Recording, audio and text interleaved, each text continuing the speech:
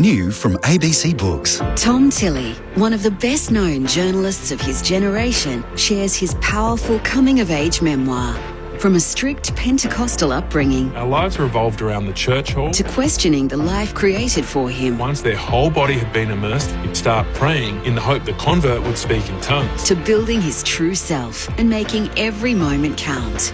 Speaking in Tongues by Tom Tilley. Book and audiobook available in stores and online.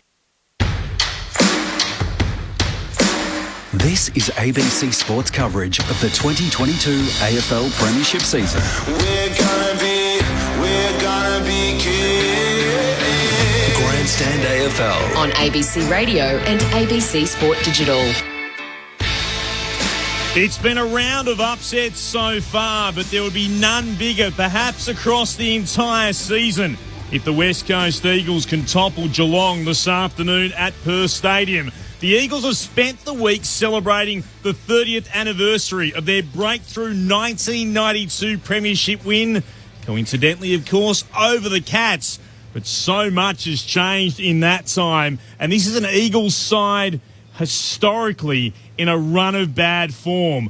Could they bring up what would be a record-breaking 9th consecutive loss? They've never had a run like that in their history. And a 9th loss at home as well. West Coast are battling, but they have been boosted by the return of names like McGovern, Sheed, Rioli and Yeo. The Cats, on the other hand, come west in terrific form, and they know a win today will propel them into the top 4. They'll also be trying to get Tom Hawkins to his 700th goal. He's just 2 goals shy of that major milestone. What will unfold before us? It's the West Coast Eagles up against the Cats on Grandstand AFL from Perth Stadium. About 17 degrees. There is a chance of some showers throughout the day, but at the moment, blue skies above the stadium. Clint Wilden in commentary alongside Ben Cameron. Welcome, Ben.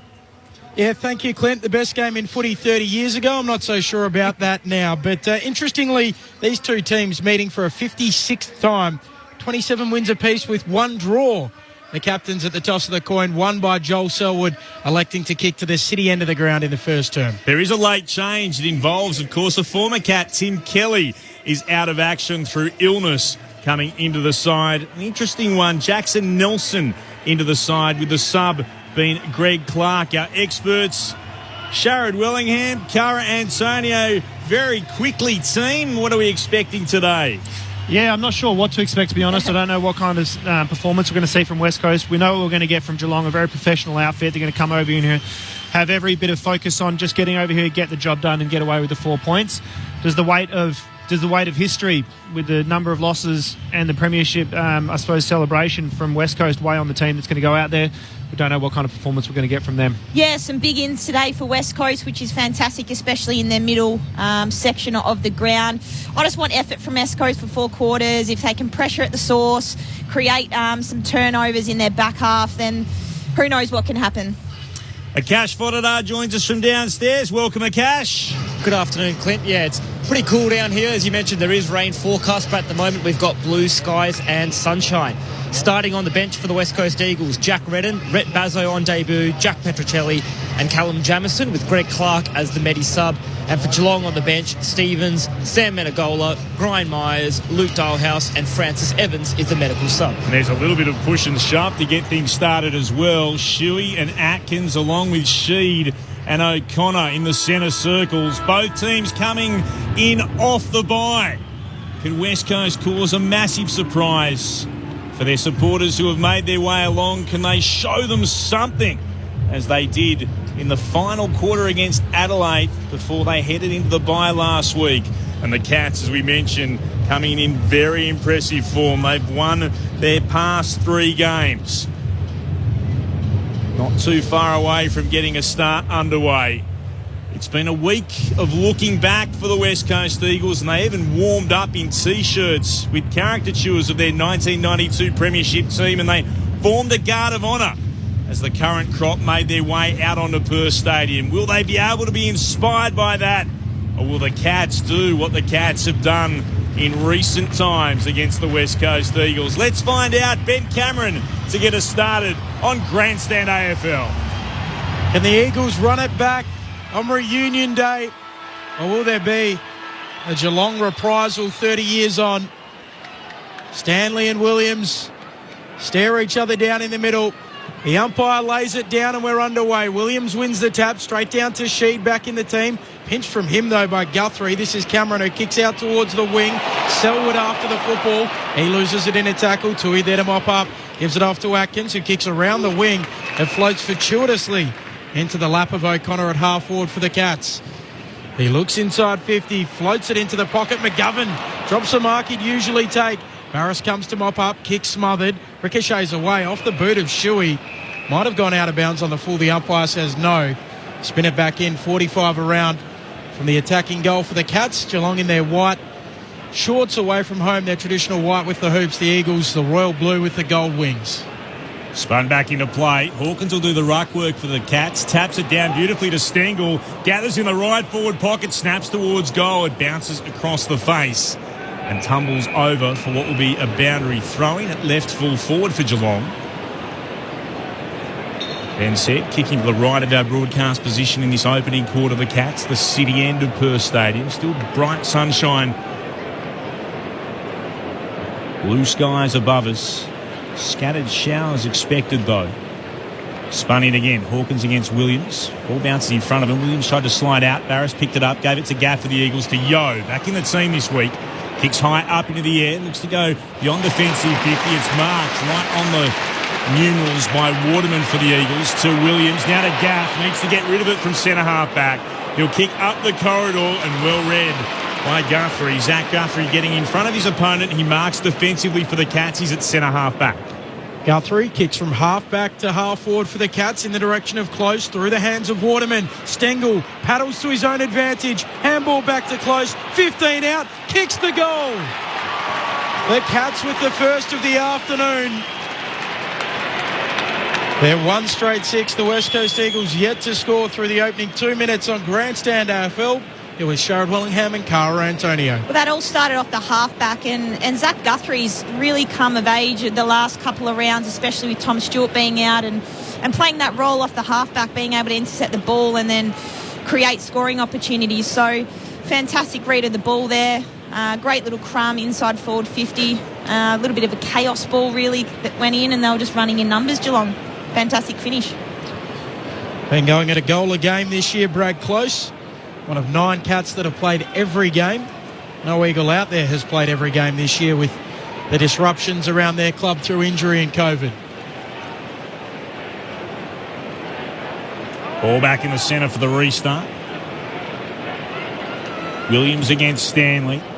Bounce favoured. Stanley was able to run onto it, punches it forward. Down the throat, though, of Duggan for the Eagles. Bounces a kick up the corridor. Cripps put his head over the football. Hand pass out to Rioli. Did well to break the tackle. Got a hand pass back to Sheed. Running by is Jones. He'll kick it inside forward 50 for the Eagles on the bounce. Trying to get to it was Nelson. Looked to slap it back in. Couldn't find a teammate. Tui was there to mop up. Moved it on quickly by hand. Running by Stewart. Kicks towards right half forward. Ball travels the pack. McGovern turns. Gets there first for West Coast. Kicks across half back and finds Hoff, who marks on the defensive edge of the centre square. It's the Cats by 6 points, 3.5 gone in the first. Hoff sends it out wide to the run of Hearn. Takes a bounce, chips it over the top. A good kick for Rioli, or not quite, because Cam Guthrie gets there with the fist and sends it out of play. And a throw in just forward of the wing on the southern side of the ground. Really well read there from Guthrie. Shannon Hearn had a couple of options coming down the wing, and he managed to make the decision really difficult for him. Umpires Donlan, Gianfagna and Pell in charge of this fixture this afternoon. Stanley wins the tap down from the throw-in on the wing. And it's held in. Will go again. Geelong with the goal, the first of the game and the only score of the game through the opening 4 minutes. Selwood receives the tap, feeds a handball forward. Cam Guthrie picks it up off the deck. Handball towards O'Connor. He's dragged down, holding in terms of he was being held. And O'Connor to get the free kick on the logo. And he'll move it short, finding a teammate in Selwood. Plays on. Raking kick from the right inside forward 50. Cameron flew, couldn't mark. Barris picks it up for the Eagles. Hands it off to Duggan. Quick hand pass to Hearn under pressure. Lovely hand pass to Sheed. Eagles go down the outer wing. The kick bounces in front of Darling. He'll turn and gather a second time. Hand passes backwards. Cameron on minute. And he was tackled by Rioli. Ball jarred out. A chance to share it around. It comes through Blitzarves. Gives it to Stanley. Back to Blitzarves. He'll kick the Cats towards left half forward. Close. Got in front of his opponent. Went up. Couldn't quite mark. Knocked forward there by Smith. Only as far as Gaff. Gaff for the Eagles looked to find Duggan. Couldn't get much on it. Came towards Atkins, and Atkins got legs. He'll have the free kick for Geelong. He's about 50 from goal. 45-degree angle to the left. He looks to play on by hand to the run of Cameron. Cameron sends it towards goal. It's across the face and off the hands of the Eagles. They're content to rush it through for a minor score. 1-1-7 Geelong. The Eagles yet to score. 5.5 gone in the opening term on Grandstand AFL. Earlier today, Port beat Sydney by 23 points. Elliot Yeo back in the team for the West Coast Eagles, one of 7 inclusions. 4 of them premiership players. He kicks into the middle of the ground. No mark taken. Nelson, the late inclusion, roves it. Handball to Gaff. Handball to West. He kicks the Eagles towards half forward. The Koning leaves Kennedy, brings it to ground. Then Roves gives it off to Kolajasny. And he'll kick towards the wing. A good kick. And he spots up Tui for the Cats. Tui comes down the line. Stengel tried to get to it. Punched down by Barrett. Stengel looked to try to keep it in. Looking to tap it forward. It sneaks a little turn and goes across the interchange gates below our broadcast position of the Cats. It's going to be a throw-in just forward of centre wing for Geelong. Star in the making.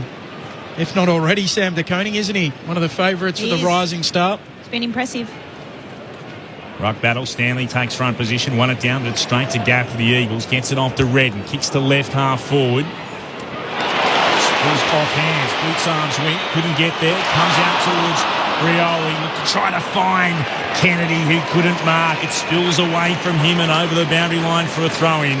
It's about 45 out from West Coast attacking goal. Heading to the Farmer Freeway end of Perth Stadium in this the opening quarter. Their first real opportunity. Their first inside 50 of the game so far. Bailey Williams and Blitzarves lock up. Williams brings it down for Redden. Coming through Selwood onto the footy. Gets a handball away. He's tackled. He didn't get a handball away. Holding the ball, says the umpire. So Sheed, the man to pin him. He'll have the free kick at left half forward for the Eagles. Sheed will set it up towards the hot spot. Blitzarves puts his fist through it. Straight up and down it goes. Bad bounce for Tui. It favours Rioli. Tries to slip the Buse tackle. He's taken high and he'll get the free kick. So Willie Rioli marks at 30 metres out. A slight angle to the right-hand side. Already looking dangerous forward of centre, Willie. Great to see him out there being proactive. One of the 7 inclusions for the West Coast Eagles. Also one of the 4 premiership players coming back in. Injured his hamstring back in round 7 against Richmond. Usually a good kick. Boot to ball from 35. He keeps it low and just sneaks it through. The Eagles' first of the afternoon. And welcome back, Willie. The Eagles 1 straight 6, Geelong 1-1-7. We've played 8.5 minutes in the opening term. Grandstand AFL, Clint Wilden, Ben Cameron, Sherrod Wellingham, Cara Antonio. As you mentioned it, he's been lively. He had a big hip and shoulder in the middle of the ground. I feel like he's the one that's setting the tone at the moment for the Eagles, and he deserved that goal. He's the only one that really wanted that ball, and a little bit of a lazy tackle there. Yeah, it was high, but it was one of those ones where he's emphasised the flying arm. So it's a craft, and he's done well to draw the high kick. Sorry, the free kick off the high tackle. But yeah, you're exactly right. He's definitely setting the tone with intensity and his creativity forward of centre. 9th goal of the season for Willie Rioli. Just his 7th game of 2022. Ball back in the middle. Jamison up against Blitzarves. Ball comes out in the direction of Selwood. Looks to work it off the ground. Hand pass to Atkins. Got tackled. Hand pass back to Stevens. Hand pass again to Menegola in the team this week. Surely tackled there by Cripps. Couldn't get rid of it. Looked to just throw it away. The umpire spots it. Illegal disposal. Cripps with the free kick. Inside 450. He wants Kennedy. And on the lead, Kennedy's up and marking for West Coast. He marks about 40 out from goal. It's been reversed. Oh. Silly. Koning will play on quickly. Didn't spot the reason for the reversal. Sharrod. I'm not too sure who it was, but an Eagles forward cops De Koning right in the guts there. Yep. Oh, it's Willie Rioli has come around and has hit De Koning right in the breadbasket. That is just madness. The Eagles win it back on the wing. A rundown tackle from Hoff. He caught Stengel. So Hoff to have it just backward of the wing, southern side of Perth Stadium, stabs it short. And McGovern marks. After all the weather we've had this week, and it's a beautiful Saturday afternoon here. Did say 60% chance of rain this afternoon.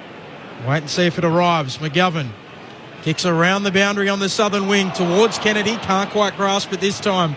Down at ground level, Blitzarv's kick smothered by Sheed. Out of play, another throw-in. Interesting. The last meeting between these two teams, round 6 of last year, Geelong won by 97 points. I reckon that was the beginning of the West Coast Eagles' rot. They've won 8 of a possible 29 games since. 5 losses, more than 75 points. That was really where it all started. From the restart, Blitzarv's won it down, hits the deck for the Cats. Close got it away. Kicks from Atkins towards left half forward and a mark taken there. And here he is, on debut, Rhett Bazzo for the West Coast Eagles. Steers the ball back inside the defensive 50 to Jones. Jones, that's a dangerous kick. He turns it over. He hits Zach Guthrie on the chest. He runs towards goal and he misses. From no more than 35 metres out in line with the right hand behind post, you would have backed him to kick it from there. Admittedly, just 3 goals in 42 odd games, but still should have converted. And the Eagles, they dodge a bullet. 1-2-8 the Cats, 1 straight 6 the Eagles, 11 and a bit gone in the first. Jones might have thought he was playing for the Cats again. As Yo comes into the back pocket from the kick in, he goes long towards the wing. Darling can't complete the mark. Lots of players around the footy now. Close. Extracts it. Handball out to Duncan. He can kick Geelong inside 50 in the direction of Hawkins. Barras there with him. He marks opposed to Hawkins. Moves it short for the Eagles to Sheed. Handball to Yo. Gives it off to West. He gives it off to Redden to Gaff. The Eagles across halfback. Comes back to Yo. Does well to find Hoff. Dalhouse is down behind play. Hoff stabs the ball to West. Works it on again to Duggan, to Sheed. Kicks the Eagles to left half forward and coming out to mark it is Waterman. Plays on quickly inside forward 50. Not a great kick. Bounce in front of Kennedy. Oh, he shrugs off the Koning. Steps around another. Snaps at goal and misses. Did all the hard work, Josh Kennedy, but couldn't convert. Cripps not happy either. He was standing about 3 or 4 metres in front of him, wide open. I don't mind seeing Josh Kennedy try to take the game on and set the tone early. Normally, Kennedy would kick them too. 1-2-8 the Cats, 1-1-7 the Eagles. Good contest early doors here at Perth Stadium. 13 minutes gone in the opening term. Mitch Duncan with the kick in, runs to the pocket, kicks a helicopter towards the wing. Blitzarv's a couple of bites at it. Shuey coming through for the Eagles on top of the footy. Lots of players over the top of him. The umpire lets them go. Circling. Holding the ball. Luke Shuey pinned.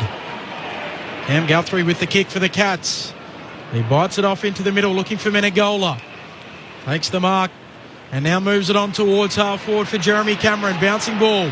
He gathers at the arc of 50. Goes long towards the goal square. Stengel's there and Stengel marks. Right on the goal line. He'll go back from directly in front. Boot the ball from 5 metres out and kick the Cats second. He won't waste any time and he pops it through. Geelong respond. They're out by 7 points. 2-2-14 the Eagles, 1-1-7. 14-minute mark of the first term. Sharrod Wellingham, Cara Antonio. I actually think he was passing that. Or do you reckon he was going for goal? I think he was passing that. Yeah, I agree. I've got no idea how Stengel's all by himself. running into the goal square on his own. Poor manning up from West Coast. You got to know that Jeremy Cameron's on his left-hand side, going to have clear run. Got to be tighter on your man as a West Coast defender there. It was a good shift inside, wasn't it, to get the open side for Cameron there, and that's what created that overlap and goal. See Harry Taylor as the Geelong runner as well. Suits the pink, purple. He was up here with us this time last year. Bet there's no party pies downstairs, Harry. That'll lure him back, you reckon? Did Harry touch them? No, I think he had one or two on grand final day. Stanley wins it down for the Cats. Menegola couldn't take it. Stolen away by Redden for the Eagles to West. Kicks them inside attacking 50. Flying to Coney, missed it. Darling sockles it forward. Kennedy has a go. Tried to suggest that maybe he got a little nudge in the back as he got a kick forward. The officials aren't interested. It tumbles through to the right-hand side of the goals for a minor score. 1-2-8 the Eagles. 2-2-14 the Cats. 14-15 rather. Gone now in the opening term on Grandstand AFL. Short kick in. To Isaac Smith from Duncan, who gives it back to him. Waits a kick for Tui on the lead. He marks at right half back. 6 points. Geelong's lead. Tui goes short to Duncan again, who's racking them up early. Very short again to Cam Guthrie. 14.5 metres, I think. Might have been a bit less than that. He gives it off to Tui running by. The Irishman kicks long towards half forward. Bailey Williams coming in from the side. Nice intercept mark for the Eagles. The Cats by one straight kick, quarter-hour mark opening term. Now, if you were with us a couple of weeks ago, we were asked the question, what does the J stand for in Bailey J Williams? As Bailey J kicks towards the commentary wing, and going to ground was Kennedy, who'll get the free kick. And the answer is Jai, J-A-I. Bailey Jai Williams. Did take us about 3 weeks to get an answer, but thanks to the Eagles media team who were able to track it down for us. We were hoping it'd be Bailey J, like Homer J Simpson, J-A-Y. Just very close. Here's Luke Shuey after getting the ball. Kicks in towards left half forward, and that's a fine mark. Going up then was Stewart. Such a terrific player for them. Surrounded by about 4 or 5 players. Was just able to drag it in. Boots stand on the defensive 50, right up against the boundary. Kicks down the commentary wing. There's no mark taken. Out after it was Cam Guthrie. Couldn't quite get there. Kept in by Redden. Did well, but then turns it over. Straight down the throat of Colin Jasny, who marks for the Cats at right half back. It's Geelong by 6 points. 17 gone in the first. Grandstand AFL on ABC Radio and ABC Sport Digital. Colin Jasny back from a week off with COVID. Kicks around the northern wing. Lands in the breadbasket of Tom Barras for the Eagles. Kicks back inside the defensive 50 to McGovern, and the switch is on. Moves it on to the milestone man, game 100, Nelson. He'll kick around the southern wing. Darling's in some space. He marks. Has it knocked out of his hands by O'Connor. The umpire says not 50. So Darling skips back off the mark. The points inside 50. The Eagles attack. Momentarily stymied, long towards the hot spot. No mark taken, down at ground level. Cam Guthrie gets out a handball towards Jeremy Cameron, off to Buse in the left back pocket.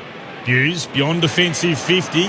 Might turn it over. Hearn meets it. A well tackled by Stengel.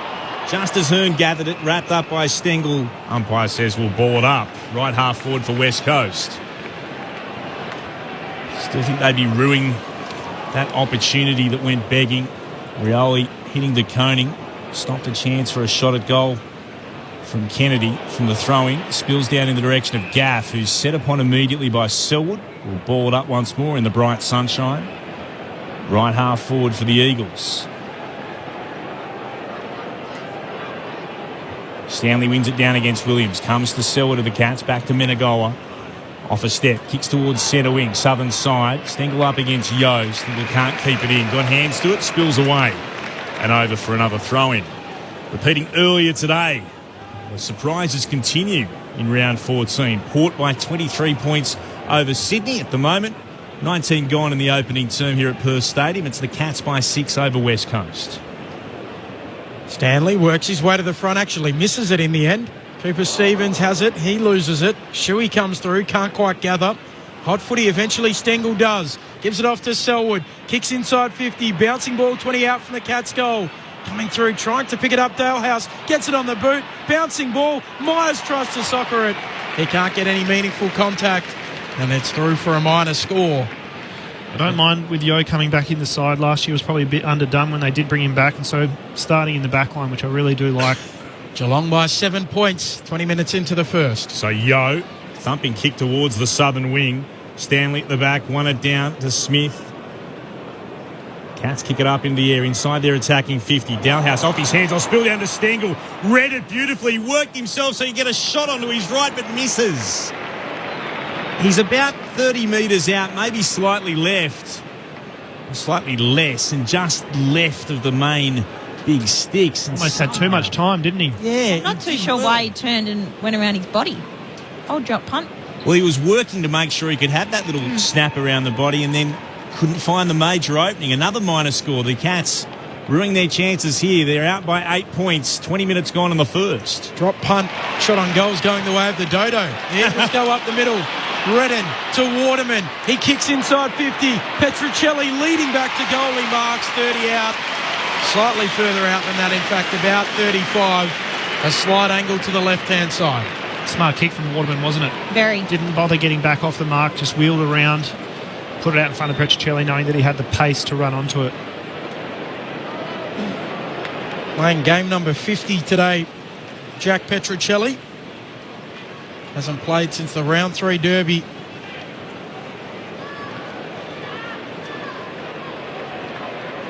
Here's the Eagles speedster trying to finish in front of goal. He can't. He tugs it left. 1-3-9 the Eagles. Geelong 2-4-16. The Cats leading by 7. 21 minutes travelled opening term. Isaac Smith elects to go himself up the corridor. Spirals a kick towards the logo. Commentary wing. Met there by Cameron. To Stephen by hand. Stephen's hand passes for Smith, who continued his run. Gathers it. Takes a bounce. Kicks towards left half forward. Nicely scooped up by Dalhouse. Worked it on to Cam Guthrie. Back to Smith, who continued his run. And then he pops it inside forward 50 to Myers. What about the work from Smith with the kicking kiddies to the inside all the way 50. forward? Yeah, all the way forward to provide the pass for the mark inside forward 50. Just an elite runner, isn't That's he? a tank, isn't it? That's such good running. You don't need to sit down for a quarter after that. I need to sit down after watching it. Brian Myers. From a couple of metres into the boundary from the left forward pocket, the kick's not going to have the carry. They fly from everywhere. It's off hands. Down to Williams. His kick was smothered. Spilled to Menegola. Oh, sold some candy and then steadies and kicks a goal. From 20 metres out, he steers it through for the Cats' third. They went out after it. A big pack went up. And he didn't panic at all, despite being surrounded by opponents. Menegola back in the team this week for the Cats.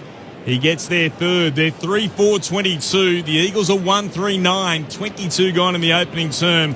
Grandstand AFL from Perth Stadium. Clint Wilden with Ben Cameron in commentary. Our experts, Sharad Wellingham and Cara Antonio. Well, I think it was Atkins with the smother that created the pressure inside that forward 50. And Menegola, as we said, he's back into the side and just sold a bit of candy and straight through. Fantastic return for him.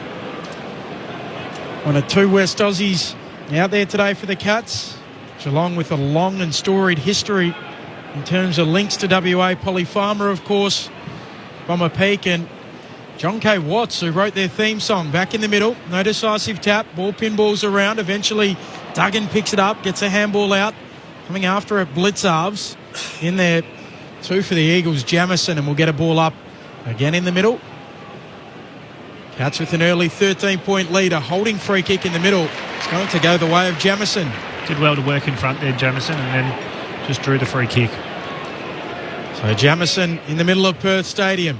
Kicks his shallow inside 50 entry, going up Blitzarves off his hands. Immediately tackled is Zach Guthrie by Darling and also Petruccelli. A ball up, the Cats by 13, 23 into the first. Throwing up. One down by the Cats. Well done to Blitzarves. Got it out to Smith again. Isaac Smith will kick towards the southern wing. Going up. One-on-one battle. Hawkins against Barris. Hawkins tries to tap it inboard. Barris read that well. Worked it to Yo. Hand passes over the top. This is for Hoff. He has to get past Atkins. Got a little nudge in the back. He'll get the free kick. Forward of centre wing for the West Coast Eagles. About a metre in from the boundary. Southern side of Perth Stadium. He'll go back to the logo. Duggan marks on it. Not sure where to go, so we'll send it to Hoff again. Just giving a few stats. Those 2 haven't actually gone anywhere further. Hoff. I think we'll send it down the line. He will. Towards right half forward. Couple of players hit the deck. Behind them, Nelson. Lovely hand pass over the top. Releases Waterman. He'll bounce it through. From deep at right full forward. 7 along the ground. And he's able to convert the West Coast. They've got their second. 2-3-15 the Eagles. The Cats lead cut back to 7 points once more. They're 3-4-22. 25 minutes gone in the opening term on Grandstand AFL. Well, it's not exactly the kind of kick that most teams want to do. The Hoff inside 50, it was right on the 50, right out on the flank, and not really a dangerous spot, but it was just the contest created and a really damaging handball from that crumb from Jackson Nelson. Waterman getting a little bit forward of the contest, being dangerous, and that's what you want to see from your forwards, and a beautiful finish. Well, he led Tom Stewart up to it and then doubled back out of the contest. Came back out, so really smart play by Waterman. Glad he finished because he had 2 free options in the middle, and you don't like seeing those dribbles miss if you got options on, but a beautiful finish. Of course, his dad, Chris, honoured today, a member of the 1992 Premiership team for the Eagles. Stanley wins the tap down, going after a Sheed. Selwood puts his head over it, characteristically. Handball out towards Cameron. Gets his handball on, a heavy tackle from West.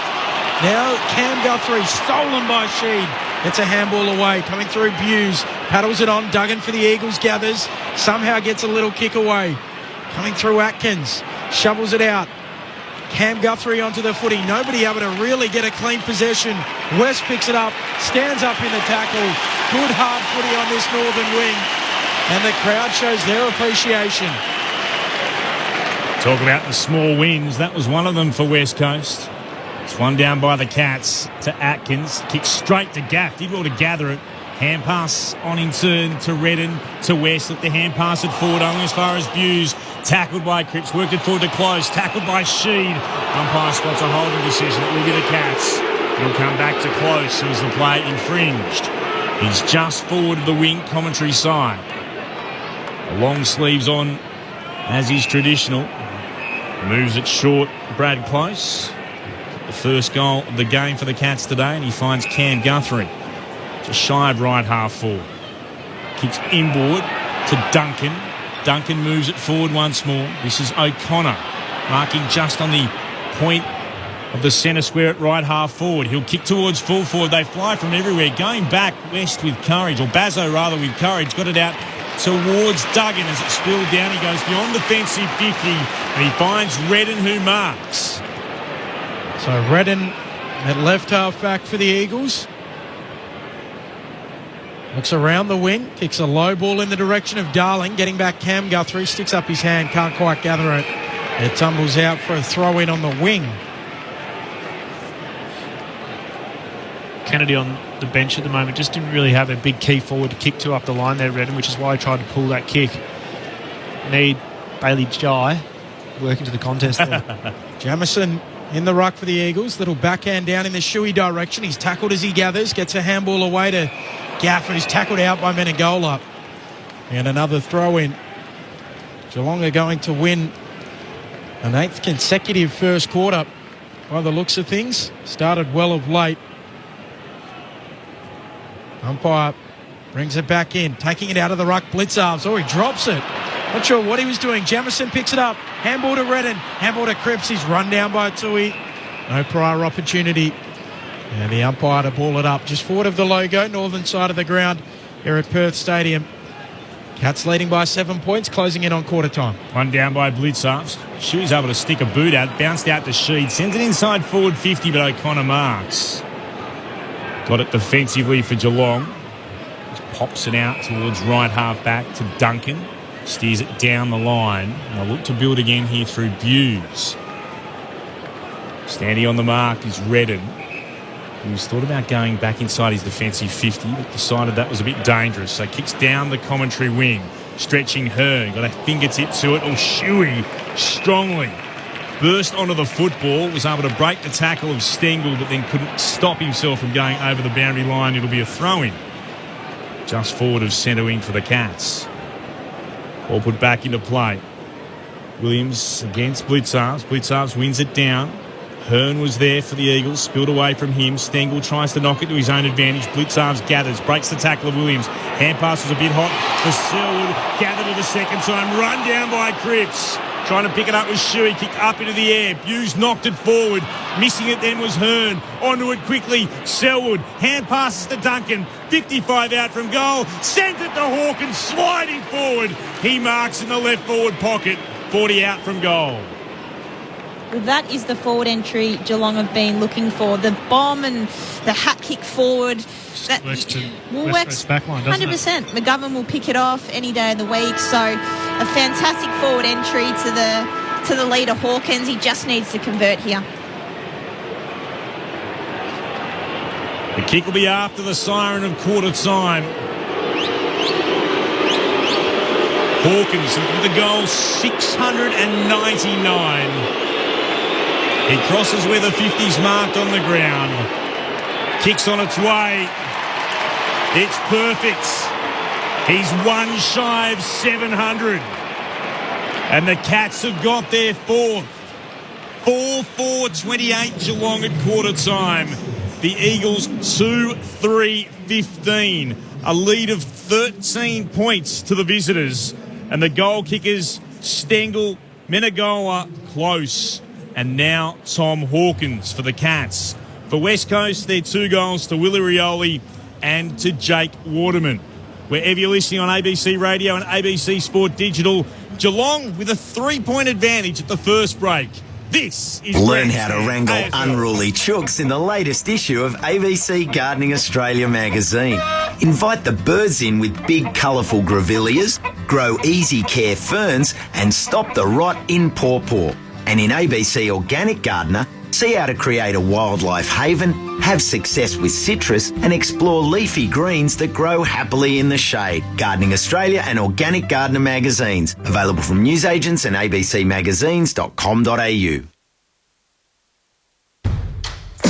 The 2022 AFL Premiership season. Grandstand AFL. On ABC Radio and ABC Sport Digital. Guthrie kicks from half-back to half-forward for the Cats in the direction of Close through the hands of Waterman. Stengel paddles to his own advantage. Handball back to Close. 15 out. Kicks the goal. The Cats with the first of the afternoon. Latavs puts his fist through it. Straight up and down it goes. Bad bounce for Tui. It favours Rioli. Tries to slip the Hughes tackle. He's taken high and he'll get the free kick. So Willie Rioli marks that 30 metres out. A slight angle to the right-hand side. Usually a good kick. Boot to ball from 35. He keeps it low and just sneaks it through. The Eagles first of the afternoon. Down to Williams. His kick was smothered. Spilled to Menegola. Oh, sold some candy and then steadies and kicks the goal. From 20 metres out, he steers it through for the Cats third. Towards right half forward. Couple of players hit the deck. Behind them, Nelson. Lovely hand pass over the top. Releases Waterman. He'll bounce it through. From deep at right full forward. Set it along the ground. And he's able to convert for West Coast. They've got their second. This is the 2022 AFL Premiership season. On ABC Radio and ABC Sport Digital. Earlier today, Port Adelaide by 23 points over the Swans. 12-10-82 to Sydney, 8-11-59. Quarter time here on Grandstand AFL at Perth Stadium. The Cats, 4-4-28 to the Eagles, 2-3-15. They're having a little mini freeze at Perth Stadium today, trying to raise money again to beat MND, of course, with all the outstanding work being done by the foundation, really set up by Neil Danaher, and we saw in the Queen's birthday game between Melbourne and Collingwood the great work being done again by a big freeze at the G, mini freeze here at Perth Stadium. Sam Kerr, soccer superstar, football superstar, just dressed up as Spider-Man, just got dunked in the freezing conditions. It's not quite the same setup you get at the G, but still, well done for West Coast trying to make a little bit more money for trying to beat MND, and of course Neil Danaher, and spent some time as an assistant coach in the Fremantle Dockers here in the West, and then was involved too in the football department at the West Coast Eagles as well. Let's get the thoughts of our experts. The Cats by 13 points at quarter time. Cara Antonio, Sharad Willingham on Grandstand AFL. Yeah, I thought West Coast were really competitive that quarter. Really impressive around stoppage. They had good shape and were clean when the ball was in their hands, and they're pretty close. They're only a couple down in clearances and ground ball gets and tackles, but they set the intensity and the tone, which no doubt Simpson will be happy with them at quarter time. For me, when they move the ball quickly and with purpose, they look really dangerous forward of centre, and I think they just need to keep progressing in that area because with the fans in the crowds, you'd be pretty happy sitting back watching the West Coast Eagles boys. Geelong, I mentioned it just before Tom Hawkins kicked that goal. They were kicking it forward. I mean, they're +2 in inside forward 50s, but I suppose the quality of inside forward 50s weren't great until that last one where you could hit up a forward lead because you play in the hands of the West Coast defenders. They love to pick it off, especially Barris and McGovern, which they have done so far this game. So much better lowering the eyes and being able to lead at the foot of the kicker from Geelong's point of view. But been really impressed with West Coast so far. Yeah, they've definitely brought the intensity around the contest. A couple of probably unnecessary free kicks made it a bit harder to hit the scoreboard. We saw Willie Rioli give that one that was probably a JK Monty, but from mine, I think West Coast need to try and get the footy a bit deeper on their inside 50s. You mentioned that they have got 10 inside 50s for the quarter, but a lot of them have been landing 35 to 50 out, and Geelong backline are holding up really well at turning them over and rebounding. And they have rebounded quite well from defensive 50 all the way to the forward 50. I reckon if West Coast mids can get those inside 50s a bit deeper, it's going to go a long way for them to hit the scoreboard a little bit easier. Some of the numbers, West Coast marginally ahead in terms of total disposals, 94 to 88. Contested possessions, Geelong +4. The clearances, Geelong lead 9-8. Inside 50s, 12-10 the way of the Cats. Leading ball winners in terms of the individuals, Andrew Gaff with 9, Duggan 8, Redden 8 for the Cats, Duncan 8 and Selwood 8 as well. Luke Shuey getting involved in some push and shove, this time with O'Connor. And fired up today, the Eagles skipper. All back in the middle for the start of the second serve. Stanley against Williams. One down by Williams, then knocked forward by Stanley. Getting to it though, Redden. Hand pass for the Eagles to Shuey. Hand pass up in the air. Sheed waited. Got it. Moved it on to Yo. Yo towards the southern wing. Gets a kick away towards left half forward for West Coast. Stewart was able to bring it down to Duncan. Back to Stewart. Kicks the Cats back down the southern wing. He wanted Stengel. Two Eagles collide. Hearn crashed into Yo. Ball hits the deck. Stengel is able to get it on in turn to Cam Guthrie. Moves it to Smith at centre half forward. Run down by Jones. Great tackle. His arm was free, wasn't it? I would have thought so as well with the opportunity to get it on. The umpire has decided no, will be balling it up. Knocked down again by Stanley. Redden tries to dive onto it. Atkins picks it up, scoops it forward to Stengel, runs inside forward 50. From the right forward pocket, the goal beckons. He kicks his second. Just like things started in the opening quarter. Stengel kicks a goal for the Cats. They've got their fifth. 5-4-34. Running to the Farmer Freeway end, of course. One of the greats of the game. One of the greats of Geelong in this term. The Eagles are 2-3-15, opening 90 seconds on Grandstand AFL. Just went into the contest, didn't he? The stoppage, Stengel, and lost his man inside and was free in open space with that much time to slot that goal, and he's so dangerous. He has been this season. It's a real great pickup for the Cats. One of the great redemption arcs in our game and one of the recruits of the year. Undoubtedly now at his third club. 25 goals on the season. The West Coast Eagles haven't been good in second terms this year. They have not won one. Zip 12. Haven't started this second quarter well either. Out of the middle, Westy's run down. He's caught holding the ball. The Cats will get the free kick. It'll go to Cam Guthrie. I mean, to be fair, they've only won 2 out of a possible 26 first half terms this year, the West Coast Eagles, as Guthrie gets it back after giving it off. Goes long towards full forward, and Hearn is down there. He takes the defensive mark for the Eagles. 19 points, Geelong's lead, early stages of the second. Hearn to McGovern. It is quite telling, isn't it? There's no other club in the competition has failed to win any quarter. The Eagles have got a zip zero zilch record in the second term. Comes to Barris, who'll move it into the left back pocket. This is Yo, who now gets told to move it on. And he does so. Kicking high and long towards the southern wing. Flying up into the air. That's a good mark. He's an impressive young man. Going to try to drag it into Koning. Takes the mark just on the outer edge of the logo. Takes a few steps forward and puts it back into the attacking 50 for the Cats. No mark taken, big pack around it, and tried to soccer it forward. Might have collected Barris in the arm with the boot. The umpire thought it was okay. Barris is up and limps back to his position as players pile on top of the football. It'll be a ball up. Hawkins and Williams lock arms. Hawkins wins it down, sweeps it forward. Atkins onto it. She tackles him. Hand pass over the top to Stengel. Great pressure applied by Redden. Stengel tries again. Picks it up. Is he over the line? No, he worked it back into play. Cameron not sure where to go under real pressure from Sheed. He puts it through what was going to be a rush behind. Instead, he's been caught with the footy. It's a free kick the way of West Coast. They were desperate enough to stop the Cats scoring what looked to be a certain goal. She goes beyond defensive 50 with the free. Ball comes down in front of the pack over at West. And we'll get a ball up. Love that desperation from the backs of West Coast. We haven't seen it that much this season, have we? Redden and Sheed, two mids who spread from the contest. Williams hooks it down for the Eagles. Cam Guthrie picks it up though. Atkins, not sure how he disposed of it.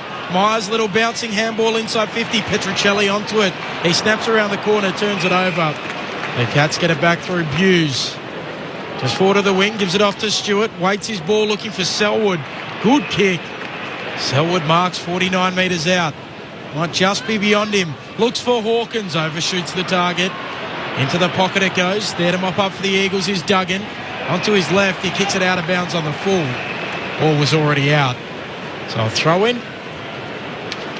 45 metres around from the attacking goal for the Cats. As Clint mentioned, to the Polly Farmer Freeway end of the ground in this second term. They lead by 19 points. 5 minutes travelled in the second. Wait for the boundary umpire to put it back into play. Williams against Hawkins. Hawkins wins it down, but straight to Redden. Kicks immediately beyond defensive 50. Battling away with Stewart. Couldn't gather. Petruccelli could. Hand pass to Cripps. Chance here for the Eagles. Darling one-on-one against Kolajasny. Kolajasny tried to mark. Darling then picks it up inside forward 50. Hand pass to Kennedy.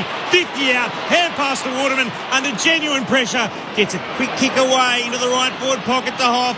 Hand pass over the top to Cripps. Cripps from right foot forward. Smashes it into the right-hand goal post. Clattered into the post when the goal beckoned. Couldn't convert. The Eagles 2-4-16. The Cats 5-4-34. 6 gone in the second term. Tui from the kick-in goes really short to Duncan, who gives it back to him now. Tui's got a bit of a problem.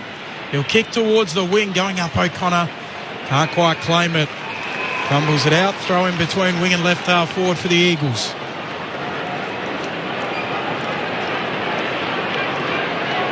Today's match could easily pass as a Masters contest. 8 players over 30 on both sides. 8 on each team. 16 overall. Incredible. Blitzarves wins it down straight to Selwood. Gives it off to Close, who gives it off to Smith. Kicks towards half forward for the Cats. On the burst. Cameron rose beautifully. And then shanks his running shot on goal. Out of bounds on the full. Jezza Cameron can't pick up where he left off last week with his 6 majors against the Cats. Not last week, but before the bye. 7 minutes into the second, 18 points the Cats lead over the Eagles. Last round. I knew what you meant. McGovern beyond defensive 50. Up and thumping it over the boundary line is Zach Tui. Throwing it right half back for the West Coast Eagles. They're on their equal longest losing streak in club history. 8 losses in a row, West Coast. As the Cats through Blitzarves. Oh, beautifully tapped it to himself and then gathered, then sends it into the left forward pocket and diving out to mark Hawkins with a chance for goal 700. Well, Blitzarves was just allowed to come out of the front of the stoppage there. No coverage from West Coast. in that sweeper position. Nice diving mark from Hawkins as well. Can this be the one? He's going to start him beyond the boundary. His kick generally does move that left to right. We're right behind the kick from Hawkins. Boots cross the boundary line. It looks pretty good. It's not quite turning enough. It just misses to the left-hand side, though it had started to swing, but a little bit late. 5-5-35.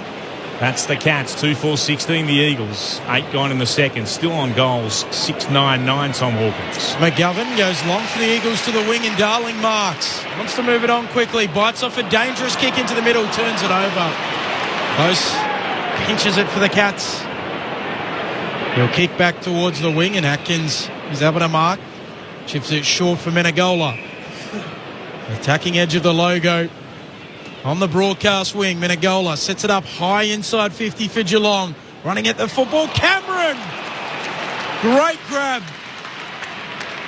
45 out on a 30-degree angle to the left-hand side. Amazing grab. He really thought that he was under the ball there and just managed to reach right back over his head and take a really strong contested mark. Jumping Jeremy Cameron coming in from the side. Squeezes the football at the pointy ends before he comes in and puts it on his left boot, and then right through the middle. Geelong is starting to gap the Eagles. They're out by 25 points. 9 minutes into the second term. 6-5-41 plays 2-4-16 here at Perth Stadium. Clint Wilden, Ben Cameron, the Premiership Pie Show, Willingham, and AFLW docker, Cara Antonio. Well, forward half turnover there. I didn't mind that from Darling, though, looking inside. He probably just needed to... He needed to move it a bit quicker. He had numbers to use by hand. He had about 3 West Coast players that he could have moved the ball a bit quicker by hand. Because then they were out on the fat side. Exactly right. And that turnover in the middle, when that happens, you catch your teammates off guard and you're generally offside of your opponent, and they're able to quickly push. But you're hoping the message goes down to him. Let's keep doing that, but quicker, because West Coast were out on that fat side, and who knows what could have happened down there at their end of the ground. It doesn't have to be the one to kick it. Just get it into someone's hands who can kick it. 39 goals for the season for Jeremy Cameron in game number 199 as the Cats go forward again. Jones tries to mop it up for the Eagles across half back. Smith knocked it away from him. Duggan over the top. Jones lends some support. Ken Guthrie tackles him. Go down for West Coast here in a bit of strife. Is it McGovern holding his head? Yeah. Immediately the trainers come to him. The umpires will just hold play for a moment. It's too close to where the ball was going to be thrown aloft.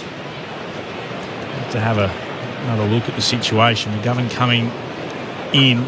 Contact. Ribs. The ribs into the side of Cameron. Looks in pain. He's a tough man too as well, McGovern. It'd take a lot to have him in that much pain. Yeah, he's hunched over. Pretty good idea of what he said as he tried to straighten up as well, Jeremy McGovern. He's in a world of trouble as he looks to come off the ground. On the restart, the Eagles are able to take it away through Redden. Got it onto Gaff, kicking towards the southern wing. Spoil came from blitz arms, punched it forward to Stevens. Tackled immediately by Nelson. He was wrapped up. It's at right half forward for the Cats. The applause you hear is for Jeremy McGovern, who's now making his way off the ground. Famously played in the 2018 grand final through, I think, a rib issue, wasn't it, Shaz? As he kicks. I believe so, yes. The Eagles kick around the southern wing. Darling onto the loose footy. A little fumble. Allows the Cats in. Then he gathers it. Handball to Kennedy. He fumbles it. Now Tui gets involved and Atkins steals it. And the Cats quickly back the other way. Close is able to mark. Close to the boundary line. Geelong by 25 points. McGovern heading straight down to the rooms. I'll be surprised if we see him again. Close sends the Cats to half forward. Cameron with the sticky fingers and wheels and goes. Wants to drive it long inside 50. In the Stanley direction he comes out. Causes the spillage. Dalhouse snaps. Getting back Yo for the Eagles. Marks at the top of the defensive goal square. Decides to go on a run himself and then steps around Dowhouse like he was a statue. Hands it off to Jamison. The Eagles away through the middle. It comes to Rioli. 50 there should have been. And stepping off his line, no doubt from views. The kick towards centre half forward. It finds Kennedy. Eagles streaming forward.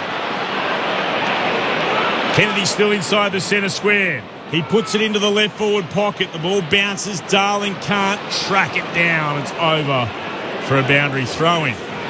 Really proactive and aggressive run from Elliot Yeo, and I really like to see that. Decided to take the game on. They've at least got a stoppage inside their forward 50 from that West Coast.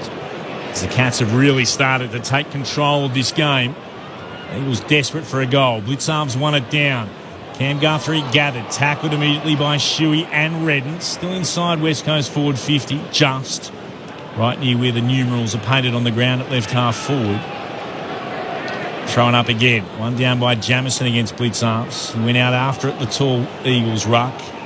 Couldn't get it out. Again, Cam Guthrie coming in to affect the tackle. We'll ball it up once more. The Cats lead by 25 points. 14 gone in the second. Shuey receives it from the tap, goes after it again, puts his head over the footy and wins a high free kick. Close to the boundary line. 2 or 3 metres in from it.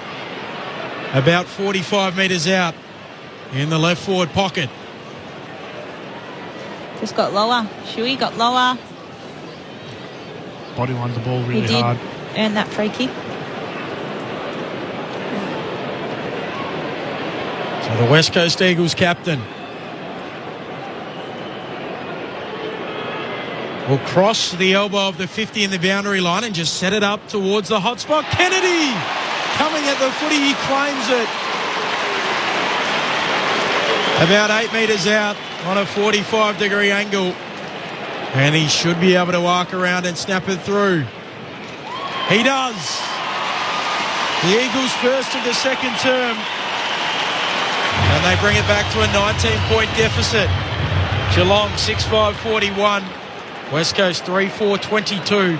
Quarter hour mark, second term, grandstand AFL. Well, that ball was in the forward 50 as a result of that run from Elliot Yeo, which was really, really good. I want to see that initiative and proactive type of football from West Coast. Equally, off that play, Geelong's work rate to get back and defend was exceptional, and that's why Josh Kennedy, when he got the ball at the top of the 50, just was bereft of options, really, had nothing to go to. And so great defensive work rate from Geelong. But then the free kick to Shuey was just a matter of going harder and lower at the ball, and then a nice little set play. Those two can tell you definitely practice that kind of thing at training. The set yourself up to go over a set shot and then pull it to the top of the goal square. And then a bit of assistant coaching from him as well downstairs. He noted that O'Connor was completely unmarked on the commentary edge of the centre square. Cripps had to go around and stand next to him from the restart. The Eagles are going to win a free kick here. It was one down by the Cats. Guthrie was over the top of it. Wouldn't get rid of it. Shuey gets the free kick. Jones runs by, receives the hand pass, kicks towards full forward. Waterman marks. Jake Waterman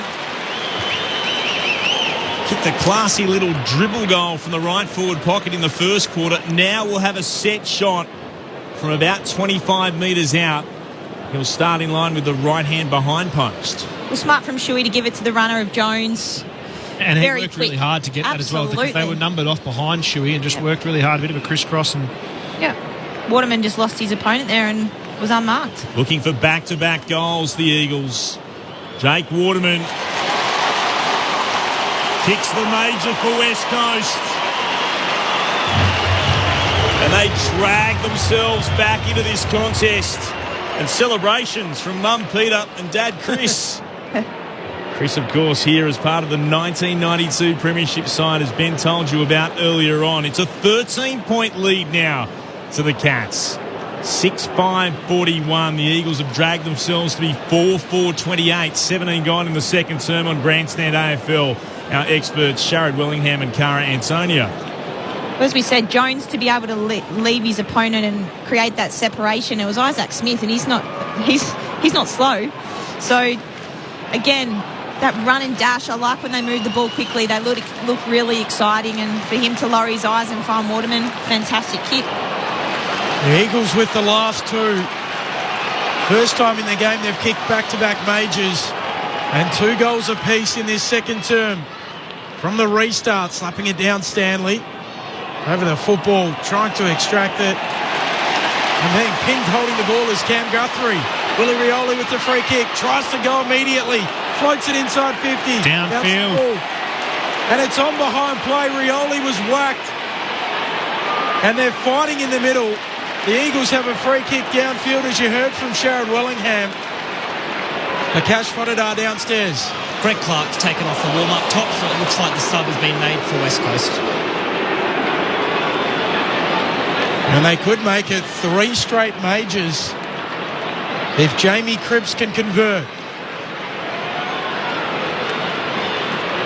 Boot to ball, 47 out directly in front. He sprays it out to the right, brings it back.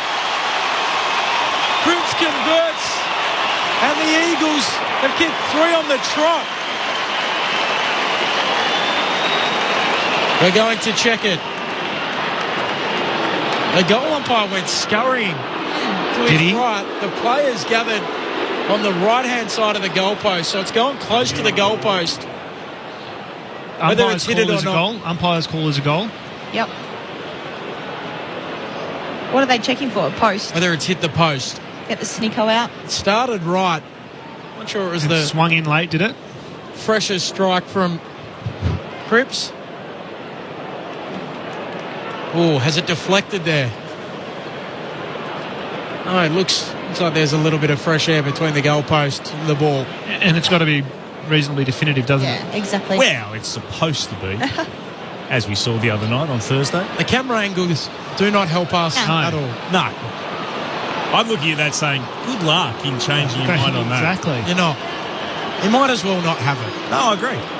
Can they not have one at the top of the goalpost or something that points down? Looking at the goalpost. Straight down. Well, you would need 2 then, wouldn't you? Yeah. They can't afford 2 cameras? Well, but it's not just the 2 here, it's the 2 everywhere else around the place. Yeah, there's a gap between the goalpost and the ball. It's a goal.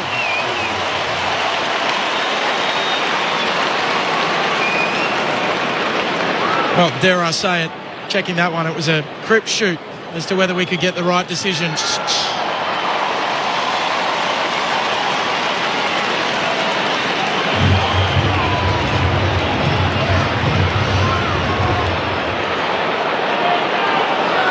Well, 3 in a row from the Eagles, and we've got a game on our hands. I love the intensity. We mentioned it in the first quarter from Willie Rioli, and he's the one that got that free kick in the centre. It was a bit of scuffle, but I like to see the heart and the hunger from these West Coast Eagles. It's been a long time coming this season.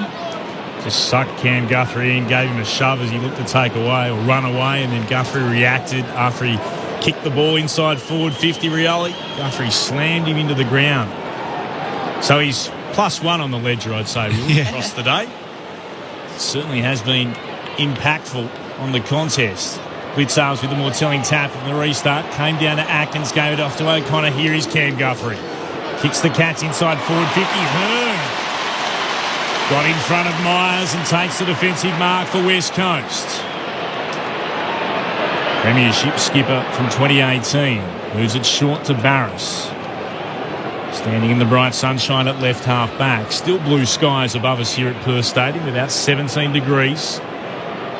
Hero still saying about a 60% chance of showers. The kick is towards the commentary wing. Going to meet it was Stewart. Punched it down. Came to Atkins, running by Menegola for the Cats. Puts it into the right forward pocket. Hawkins! Too strong that time for Barris. Less than a metre in from the boundary in the right forward pocket. He has marked it 35 from goal. See, I like him from this side a little bit more than the left forward pocket. His kick tends to swing this way. Just dropped a little bit of grass to see which way the wind was blowing. It's favouring his side of the ground. Looking for goal 700. Tom Hawkins from deep in the right forward pocket. It won't be anything with that. It's across the face and out of bounds on the full. To get really close to Tom Barras on the mark then, and I think it did put him off a little bit. Still sitting on 6.99, the big cat. So Jones with the free kick for the Eagles in the right back pocket. Kicks across the teeth of goal. Hearn marks, now called to play on. Waits his kick nicely for Jones. Oh, he drops the mark. Has time to go back and recover. Get on his left and kick towards the wing. Through the hands of Menegola, out the back. Blitzarves, nice pick-up. Handball to Duncan. The Cats move it forward to the wing. Duncan for a leading Stengel. Oh, Sheed drops back in the hole. Able to intercept momentarily, though loses it. Myers wins it back for Geelong. Gives it to Menegola. Pulls his kick towards full forward. Gaff takes the defensive mark. He marks at the top of the defensive goal square for the Eagles. Geelong leading by 7 points. 23 minutes into the second. The Eagles on track to their first second quarter win this year. Gaff beyond defensive 50. Bounces away from the group of players. It's going to be a free kick here. Come back to the Cats. Chance for Tui to put it back inside the attacking 50 for Geelong. Koenig offered an opportunity to go short. Tui goes on a run instead, inboard, and then kicks towards full forward. Barris is up. Makes a fine mark against Cameron. In the right back pocket for West Coast, who have played with, well, for lack of a better term, a lot more mongrel in this game today. It was needed from them as well. The kick beyond defensive 50 from West Coast. Bounce it right half back. Waterman gathers. Kicked around the body. It'll tumble past both De Koning and Kennedy, who is the original target. And goes out for a boundary throw-in just shy of right half forward for the Eagles. They've kicked their past 3 goals of the game, West Coast. They're 5-4-34. The Cats, though, still in front. 6-5-41. 24 and a bit minutes gone in the second term. Williams and Blitzarves. Williams double palms it down towards Sheed. Wrestling with O'Connor. Blitzarves goes again. He's tackled by Redden. And we'll get a ball up. And West Coast, as Clint mentioned, they've kicked the last 3. Can Geelong stop the bleeding? Smith with the clearance, kicks towards the logo. Hearn goes up. He's able to claim it. Got the little clip around the ears from Tom Hawkins as well. Oh, Hearn drops the ball as he changes his mind. Eventually decides to switch it towards Hoff. He'll get it on the bounce on the southern wing. Had time to gather, think about the options in front of him. Steers it towards Petruccelli, crunched by Duncan in the marking contest. So up again though, Petruccelli kicks into the left forward pocket. Flying, Kolajasny comes off his hands to Buse. Crashing into him was Cripps and saw both Buse and the ball over the boundary line for a throw-in the left forward pocket for West Coast. They're starting to find a little bit of belief again, the Eagles, like they did in the closing quarter against Adelaide a fortnight ago. Spun back in. Blitzarves beats Williams. Down to Stevens. Couldn't take it cleanly. She goes in. Gathers. Tackled immediately by the Cats. It's held to him. Selwood was one way. Stevens the other. It's going to be a ball up. Still in the left forward pocket for West Coast. Throwing up. Again, Blitzarves wins it for the Cats. Looks to try to break away. Gets a kick away towards the southern wing. Coming to meet it, Cameron. At right half back. Hand pass meant for Menegola. Couldn't get there. Cripps tries to get there, might have been tackled without it by Selwood. He was. And he'll have the free kick for West Coast. So the free kick for Cripps sets the Eagles up towards full forward. Lots of flyers. Stewart, one of those. Petruccelli roves. He sidesteps. He snaps. He goes. 4 on the trot for the Eagles. And believe it or not, it's a 1-point game. Closing in on half-time, 4 minutes away from the main break. Geelong 6-5-41. Lead the Eagles 6-4-40. Sherrod Wellingham, Cara Antonio. We're seeing something here. We're seeing belief grow, and we're seeing them be more proactive with everything they do. They're not waiting for something to happen. They're taking the game on, which is what I think is building that belief. It's really impressive to watch so far, but how long they can continue it is going to be the question. A great read there by Petruccelli. Let your big mans fly and stay on the ground and you reap the rewards. The intensity starting with Shui in the middle, really Rioli in the middle, setting the tone, and it is just feeding down through the rest of the team. 92 premiership team in the house. This Eagles group, and they drawing some inspiration from them. Williams won it down. Went though to Atkins. Chance to go forward again here to Stanley, to O'Connor, on to Stevens. Kicks inside forward 50, leading out. The mark hasn't been paid. We look to see from the officials. They say no, it's going to be a holding the ball call against Hawkins, who cannot believe it. Must have just got away from him as he slid forward. The Eagles through Yo come beyond defensive 50. It's with Sheed. He sweeps a hand pass forward. It's there for Gaff. Goes back by hand again to Bazzo. Gives it off to Bazzo, who moves it on to Sheed. Sheed goes short to Rioli. On the wing. The Eagles lead at half-time. They've only done it twice this year. Rioli kicks towards half-forward. Williams can't take the mark. Off hands. Then applies a big tackle on Smith. Held in. Ball up. He summed it up really well, Shaz. You can feel the belief and the momentum building in the building. Well, you too, Flip. No, I was taking the mickey. On the ball up. We'll go again. There's a free kick, in fact. High tackle again. One of the Eagles is down and sore. Cripps it is. And he doesn't look like he's in a good way. They've already lost McGovern. Right on the top of the head. That would have sent the shivers down his spine. The zing. He's laying down at the moment. Jamie Cripps. The trainer, the physio and the doctor all crouched around him.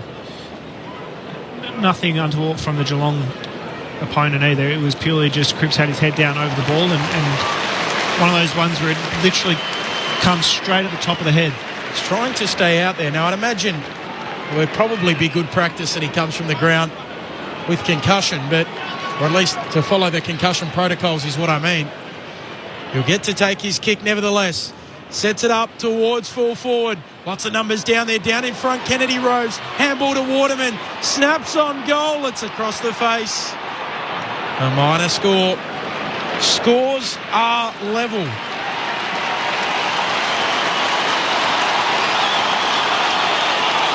It was the cheer for Adam Simpson who was up on the big screen. The action from the crowd. They're going to win their second term of the year, West Coast, and Hearn. He marks from the kick in at right half forward for West Coast. He'll go short.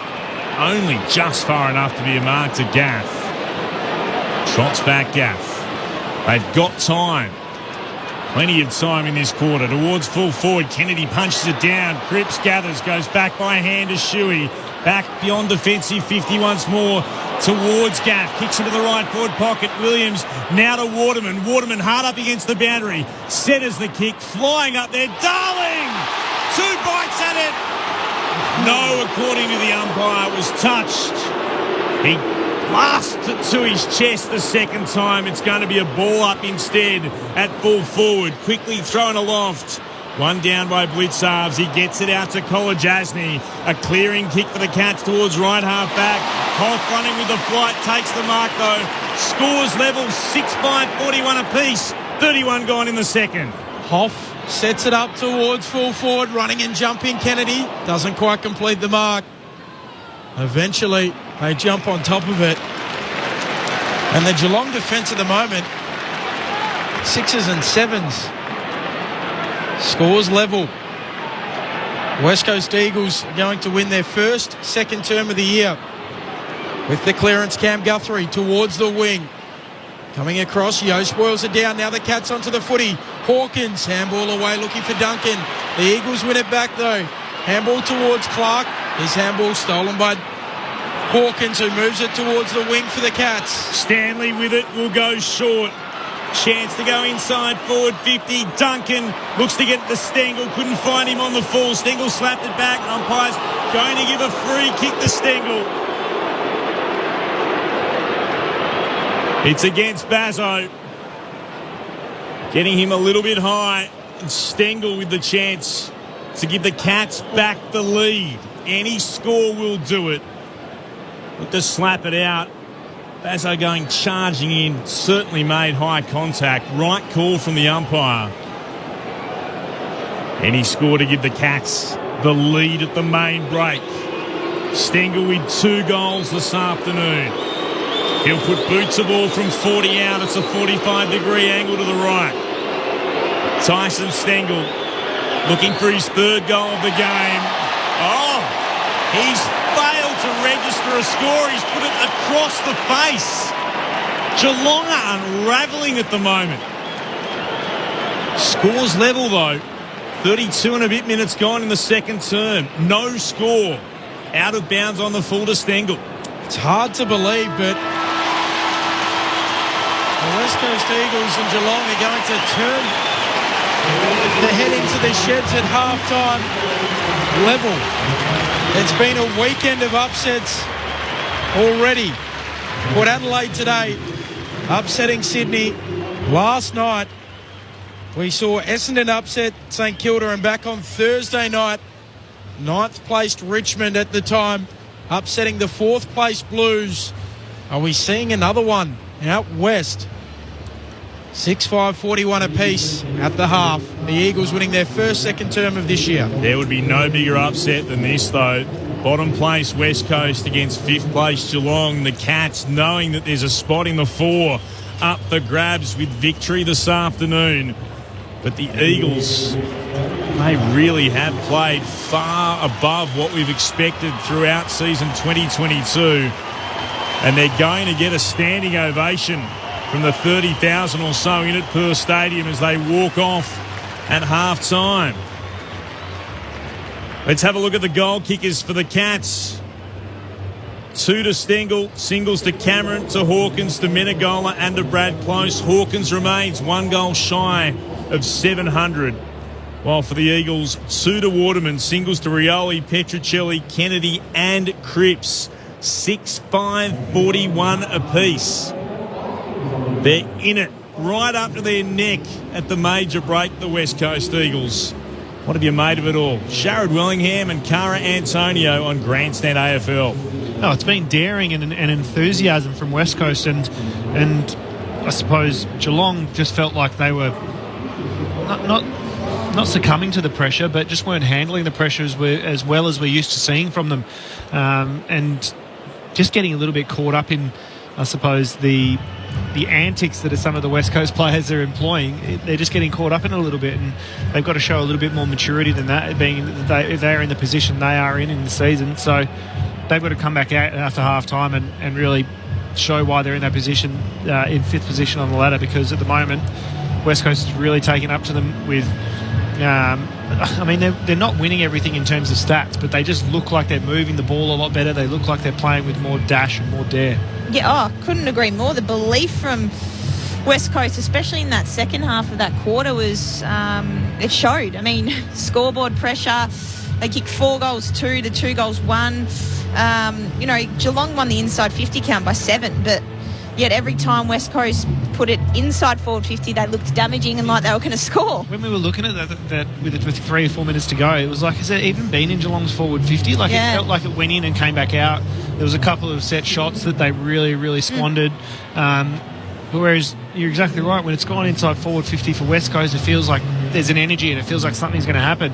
Maybe we haven't felt that here all year because the crowd's just been so dull and, put to bed so early into the games that they've had so little to cheer about. And now they're up and about and they're really getting behind their side at the moment. And it is a different feeling here today so far. And it's been impressive from West Coast. Geelong, I thought, were going to come over here and absolutely be businesslike in their performance and get away with the 4 points. But we're seeing belief and enthusiasm from West Coast that we haven't seen in weeks, but a year. For me, just looking at the stats, 81% they're going by foot and hand, West Coast, and they've got a 2-to-1 kick to handball ratio, so they're using the ball by foot really, really well, but not overusing the handball. So yeah, I think what I'm liking is when they are getting slowed up, West Coast at the moment, they're getting it back into a fast play with that use of hands, that overlap hands. Yep. They're not running at the play in fast play and then overusing it, which they can do sometimes with hands, with the numbers around the ball. The runners are coming from behind. The runners are coming from behind and breaking the line, and then they're finding a way to get it. That 60 to 70 metre player, which is so important. We saw Isaac Smith do it, run from the kick in all the way to the inside 50. Those kind of players these days, when you've got a zone defence or a defence that sets up really well, especially like Geelong, Like, we haven't seen the impact of Tom Stewart where they've zoned off and he's been able to come across and employ that intercept mark. They just haven't been able to do that because West Coast has moved the ball at pace at the defence. And they're getting clean ball out of clearance as well, so it puts your backs under enormous pressure, and they're not able to read that off when it's coming out so cleanly. Whereas down the other end, I really think the West Coast mids have gone to work, especially in that second half of that quarter, and we're able to pressure at the source to allow your likes. McGovern's gone off, but Barris and even Hearn to an extent has been able to chop off that high ball quite easily, and then on the counter attack they've been able to score. So it was an exciting quarter for Eagles, and the Eagles fans would be very impressed. But the stats don't match up to that though, because they're down on contested possessions, they're down on clearances. This is for the second quarter, 30 to 26 for contested possessions and 13, so they're down 5 at clearances, and still it feels like they're getting more bang for their buck when they do get the clearance. They're getting a deeper entry, whereas Geelong, it feels like maybe going a little bit too slow, taking it sideways. It's been impressive from West Coast so far, and if they can, we're saying that it's only 41 apiece at half time, but we're just used to seeing West Coast not put up a performance like this. There was a narrative for a period of time, not so much a narrative as much as a fact and a record, poor choice of words from me, that Geelong were poor coming off the bye. They've actually won their last 2 matches out after the bye, but before that it was 8 in a row coming off a break, whether that be the mid-season bye or the pre-finals bye. Chris Scott used to get so angry because they used to get photos of them getting off the plane with their golf clubs and stuff like that, because they'd be going up to the Gold Coast and having a weekend. But I mean, the question, this isn't the Geelong that we'd seen. Maybe it's a different West Coast, I don't know. There's always, as a good West Coast, bad Geelong, who knows. But I think this doesn't look like the Geelong that we expected. No, it hasn't been the Geelong we expected. That's what I mean. The numbers still point to Geelong having dominance, but they're just not showing that. It's an interesting one where the look doesn't match the stats. Exactly. In any way, shape or form. And West Coast look like they have belief, desire, genuine aggression, which we haven't seen. An aggression for sometimes is overboiled. Willie Rioli was guilty of that early on, but has also been really useful the way that he's gone after. And Luke Shuey's decided to really try and take players on. Yeah, we haven't seen that this year. You do wonder about the intangibles, and people will laugh at this, but most of the West Coast group were at the 92 Premiership reunion lunch yesterday. Did any of that sort of filter through about that sort of belief? These are the intangibles when you're looking for something to try to turn your season around. You've had the bye, your chance to reset, you get some genuinely good players back, and maybe being surrounded by success again, the belief does start to reappear. Well, I was more so thinking what the change room would have been like pre-game with those guys that they're so used to being around and winning. I know I'd feel a lot more comfortable going out on the ground with the guys that I know can perform than going out with guys who I'm just learning to play with, guys who are just, starting their careers and who have done a reasonably good job in the position that West Coast are in this year. But being in the warm-up room, going out there, walking through the tunnel, knowing that you're going out there with 6 extra guys and 4 premiership teammates, does it lift everybody? Well, surely. And they're a proud club, and they're a proud group of players, especially the senior group of players in this West Coast outfit, led by Shuey. I think he's been outstanding today. 100%, it would give you a little bit of an extra boost. And again, it's like Shuey said, enough's enough. This is an opportunity for us to bounce back on our home deck in front of a home crowd, celebrating the 92 flag. Who knows what's going to happen in this second half, but at half-time you'd be pretty happy as an Eagles coach and the coaching group, no doubt. West Coast 6-5-41, Geelong 6-5-41 at half-time. As we mentioned before, it's been the round for upsets so far. There'd be none bigger than this if the bottom-place West Coast Eagles could beat the 5th-place Geelong, with the Cats looking to try to fight their way into the 4. Interesting, Jordan De Goey has made a statement in the past hour or so via his Instagram. It reads as follows: I want to take the opportunity to thank my family, friends and supporters who have checked in or sent messages of support in the past 24 hours. I want to openly address the relentless pursuit and persecution of athletes by the media to create an uneducated, says biased, I think he means biased, and ill-informed narrative that has gone too far. I'm one of the lucky ones with amazing support. However, not all athletes are so lucky. This will end in tragedy if no one speaks up. It's time for change. Enough is enough. So this is from someone who was filmed at a nightclub looking like he wanted to try to take a bra off somebody.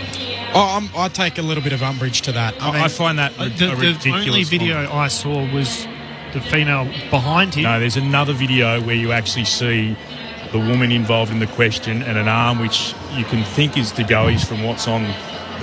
We know he's got a little bit of artwork on the arm, almost looking like he was trying to pull, expose the lady in question. It was almost the Justin Timberlake, Janet Jackson moment from the Super Bowl. I find that a ridiculous. There's a string of behavioural issues that have led Jordan before the courts previously.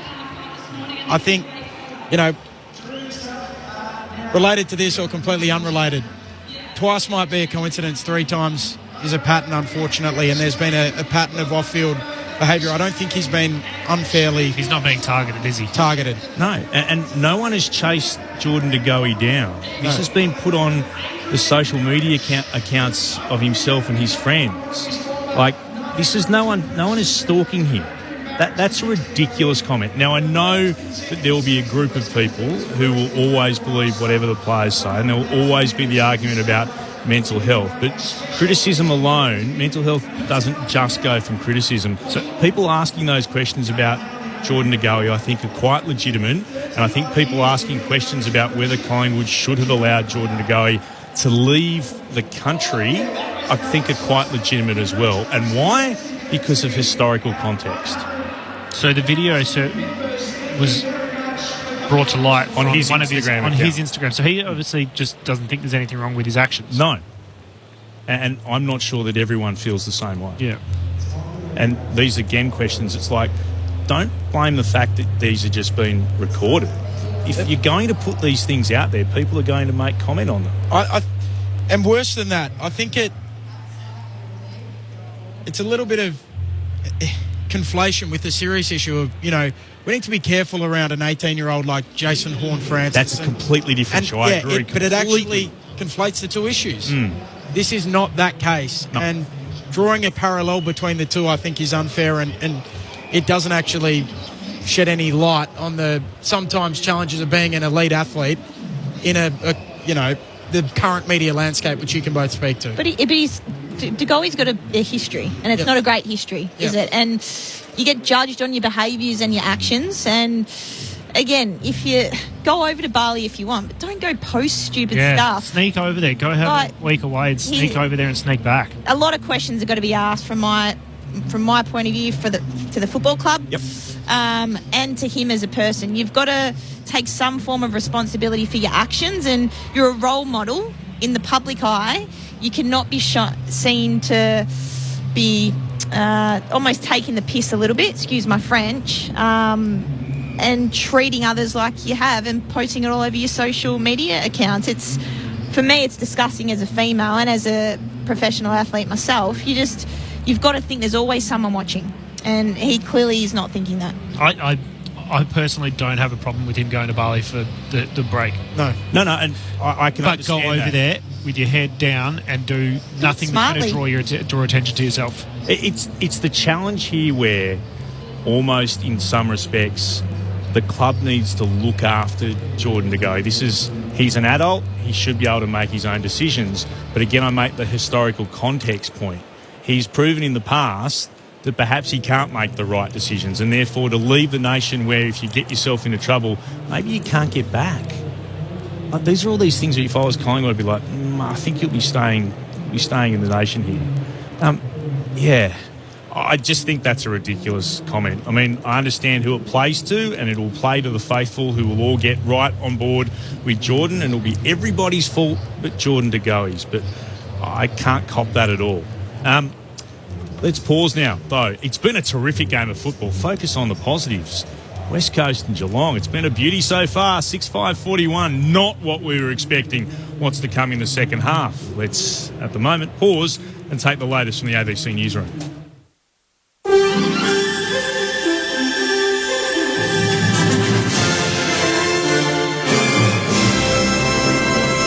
ABC News with Satyam Weinstein. The Australian government says it'll continue to offer consular assistance to Julian Assange, but it cannot intervene in the legal matters of another country. The WikiLeaks founder is set to be extradited from the United Kingdom to the United States to face spying charges. In a statement, Australia's Foreign Minister Penny Wong says Mr Assange's case has dragged on for too long and it should be brought to a conclusion. However, independent MP Andrew Wilkie is urging the government to assist. Days matter. Don't wait till Monday, Albo. Pick up the phone this weekend and talk to Boris Johnson and talk some sense into him. You know, even people who don't particularly like Julian Assange are saying to me, this has gone on long enough. Let him be reunited with his wife and kids. The British government is trialling a scheme of electronically tagging asylum seekers. More from the BBC's Simon Jones. More than 11,000 migrants have reached the UK in small boats so far this year. The Home Office says there has been unprecedented growth in people arriving by what it describes as unnecessary routes. It says it will seek to remove those who have passed through other safe countries before claiming asylum in Britain. Those who fail to comply with their electronic monitoring conditions could be taken back into detention or prosecuted. The first to be tagged is set to be the asylum seekers who successfully challenged their removal to Rwanda this week. If a court orders, they should be released from detention. The former US President Donald Trump has criticised his former Vice President Mike Pence as lacking courage for refusing to attempt to overturn the 2020 election. In his first public appearance since the House committee began deliberations on his attempts to remain in power, Mr. Trump slammed the inquiry as a sham at its hearings as theatrical production of partisan political fiction. Mr. Trump's challenged the panel's allegations, insisting he never called Mr. Pence a wimp, but then labelled his former deputy as weak. Mike Pence had a chance to be great. He had a chance to be, frankly, historic. But just like Bill Barr and the rest of these weak people, Mike, and I say it sadly because I like him, but Mike did not have the courage to act. Australia continues to have one of the world's highest rates of reported COVID-19 infections. Figures from Johns Hopkins University show that in the past 28 days, Australia recorded nearly 890,000 new cases and 1,241 deaths. The US continues to have the world's highest number of recorded infections, followed by Taiwan, Germany, Brazil, then Australia. So far in the 2.5 years of the pandemic, the world's recorded more than 538 million cases and more than 6.3 million deaths. WA has recorded its lowest number of daily COVID-19 cases in 3 months, reporting 4,052 new infections. A woman in her 40s has died with the virus dating back to the 6th of June. There are 277 people in hospital with COVID in WA, including 13 people in intensive care. There are currently 32,666 active infections in Western Australia. Meanwhile, another 2,327 new cases of COVID-19 have been reported in South Australia. 211 people are in hospital with the virus, including 7 people who are in intensive care. There are more than 16,000 active cases in the state. There were no COVID-related deaths recorded in South Australia in the past 24 hours.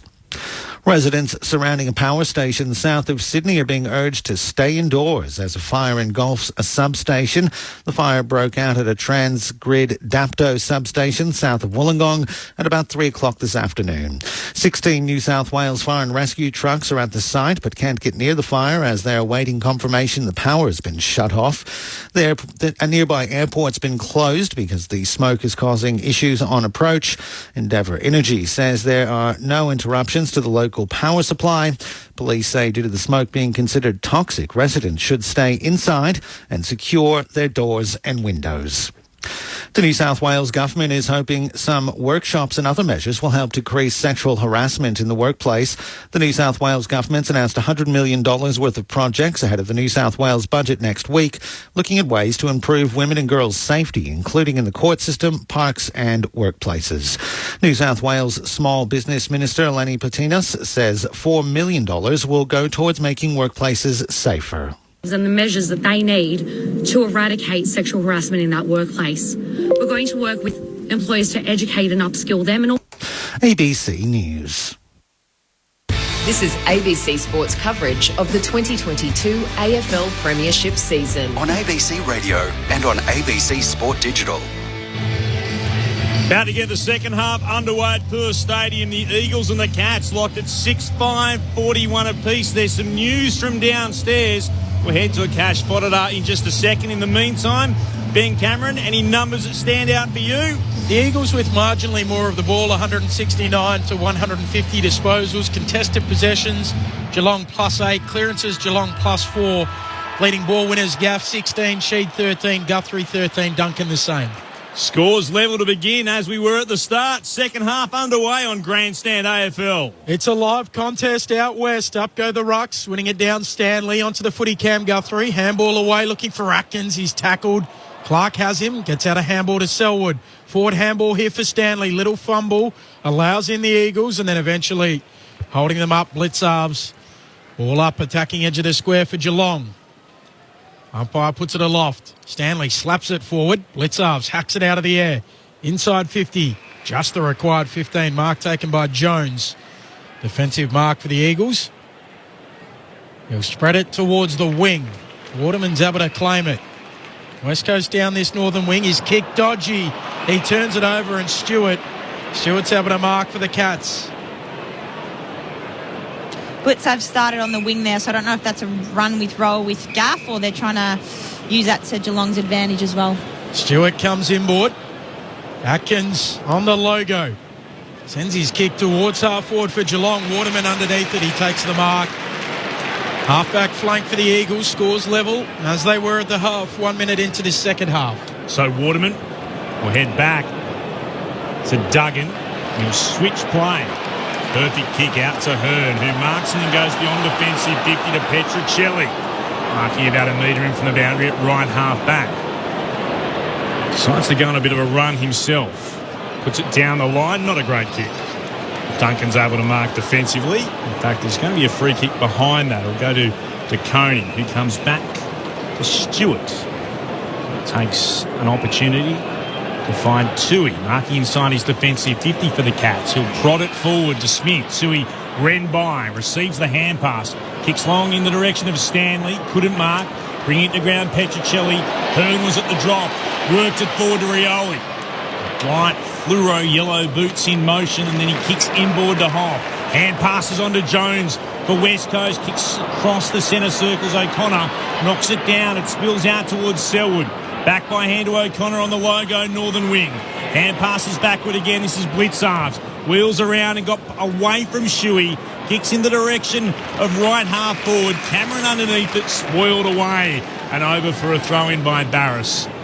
Throw-in right half forward, about 70 out from the Cats' goal. They're heading to the city end of Perth Stadium this third term. No change to the halftime score. The Eagles and the Cats 6-5, 41 apiece. The Eagles have kicked the last 4 goals in the game. Bailey Williams trying to take it on the bounce out of the ruck. Knocks it forward. Blitzarves trying to soccer it. The Eagles keep it moving forward. Clark claims it. Gives it off to Cripps. Spirals it to half forward. De Koning, the young star, fists it away. And Kennedy follows up well. Knocks it towards Waterman for the Eagles. To Cripps. They're out here West Coast. His kick misses Hoff. Has time to gather at half forward. Goes short. Petruccelli marks. Well, they made hard work of it. But eventually Petruccelli claims it. 40 metres out on a 45-degree angle right half forward. Petruccelli was in his own little paddock of space out there for a long time, so he'll be very grateful they finally did get it to him. Some good forward pressure and just continually keeping up the fight, West Coast there. Kicked the last goal of the first half. Trying to kick the first of the second. It's across the face. He misses. But it is the West Coast Eagles' first lead of the day. The crowd know that too. Would have been the first time they've been. When was the last time they were in front of in the third quarter? Sometime in 2020. Oh no, it would have been against Collingwood, wouldn't it? Earlier this year. A long time ago is the answer to that question. Kicks to the outer side for the Cats. Stengel has it. Steps away from Barras. That was nicely done by Geelong. And he spears it onto the chest of Cameron. 70 out from goal. Puts it inside forward 50. Smith marks for Geelong. 45-degree angle to the left. He'll kick from 45 out. Stengel just smart, sidestepped around, zigzagged around Barris and was able to lower his eyes. Then a nice little kick hit up to Isaac Smith, who we know and we've spoken about has worked so hard both in defence and in offence. Isaac Smith has been great in front of goals this year. 310 for the season. How's this? It's straight between the big sticks. The Eagles' lead lasted less than a minute. And the Cats are back in front at Perth Stadium. 7-5-47 Geelong, 6-6-42 the Eagles, 5 gone in the third. Just led to the foot there. It was perfect by Cameron. And a bullet pass into Smith, who snuck out the back. There was a mismatch forward. Blitzavs had a smaller defender, so they could have gone deeper, but again, nice finish by Smith. That's why Blitzavs up on the wing. They'll be trying to expose Clark, who probably doesn't have the tank to stay with Blitzavs. Absolutely. Not many people did, so he'll be trying to push hard forward from that wing position. 4th goal of the season for Isaac Smith. As Clint said, Geelong saying, give us that lead back. They take it back immediately from the restart. Atkins picks it up, kicks towards half forward, bouncing ball. Here is Blitzavs. Clark there with him. Catches him holding the ball, is it? Yes. Free kick going the way of the Eagles at left half back. The positive for Greg Clark, you're right. He won't have the tank to go with Blitzavs, but came on midway through the second quarter, so slightly fresh up. There's the Medi sub on for McGovern. His kick towards the logo, spills down in front. Picking it up, Isaac Smith, handball to Duncan, in amongst a nest of Eagles. He goes low, might have been taken high, probably deserved a free kick. The umpire says it's held in, and now Redden and Duncan have a bit to go on with. That is arm free then. I don't like it when the arm's free and they don't give a holding the ball. So the umpire puts it aloft. Blitzavs in the ruck for the Cats, flicks it down towards Smith. He loses it. Coming through Redden. Redden jams it on the boot, squeezes a kick to half forward for the Eagles. And Stewart carries it out. We'll get a throw in between wing and left half forward for the Eagles. The Cats leading by 5 points. 7-5-47 to 6-6-42. 7 minutes into the third. Earlier today, repeating, Port Adelaide by 23 over Sydney.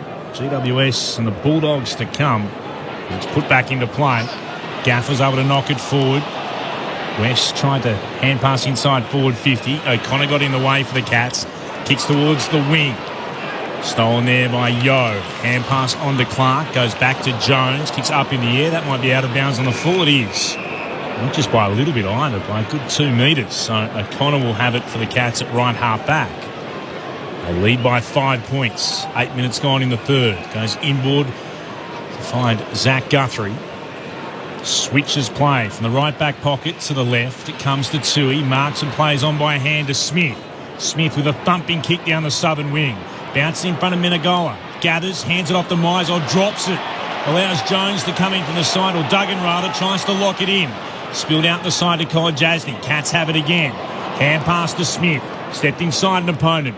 Puts it inside forward 50. At the back, Stanley almost got hands to it. Spilled down to Myers. Back to Stanley. Hand pass to Selwood. Here's Duncan. Duncan from 45 metres out.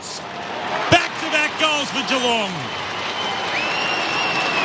Mitch Duncan puts his name on the goal kickers list as the Cats push their lead to 11 points at the 8-minute mark of the third. 8-5-53 Geelong.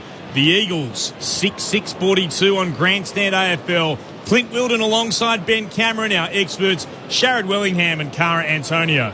Mitch Duncan doesn't miss those, does he? He does. Smooth as silk. Absolutely not. Pushed hard forward when the ball was out on the other flank and just held his width really well on the outside. Just enabled him to be in that nice open space when Joel Selwood received the handball from inside the contest.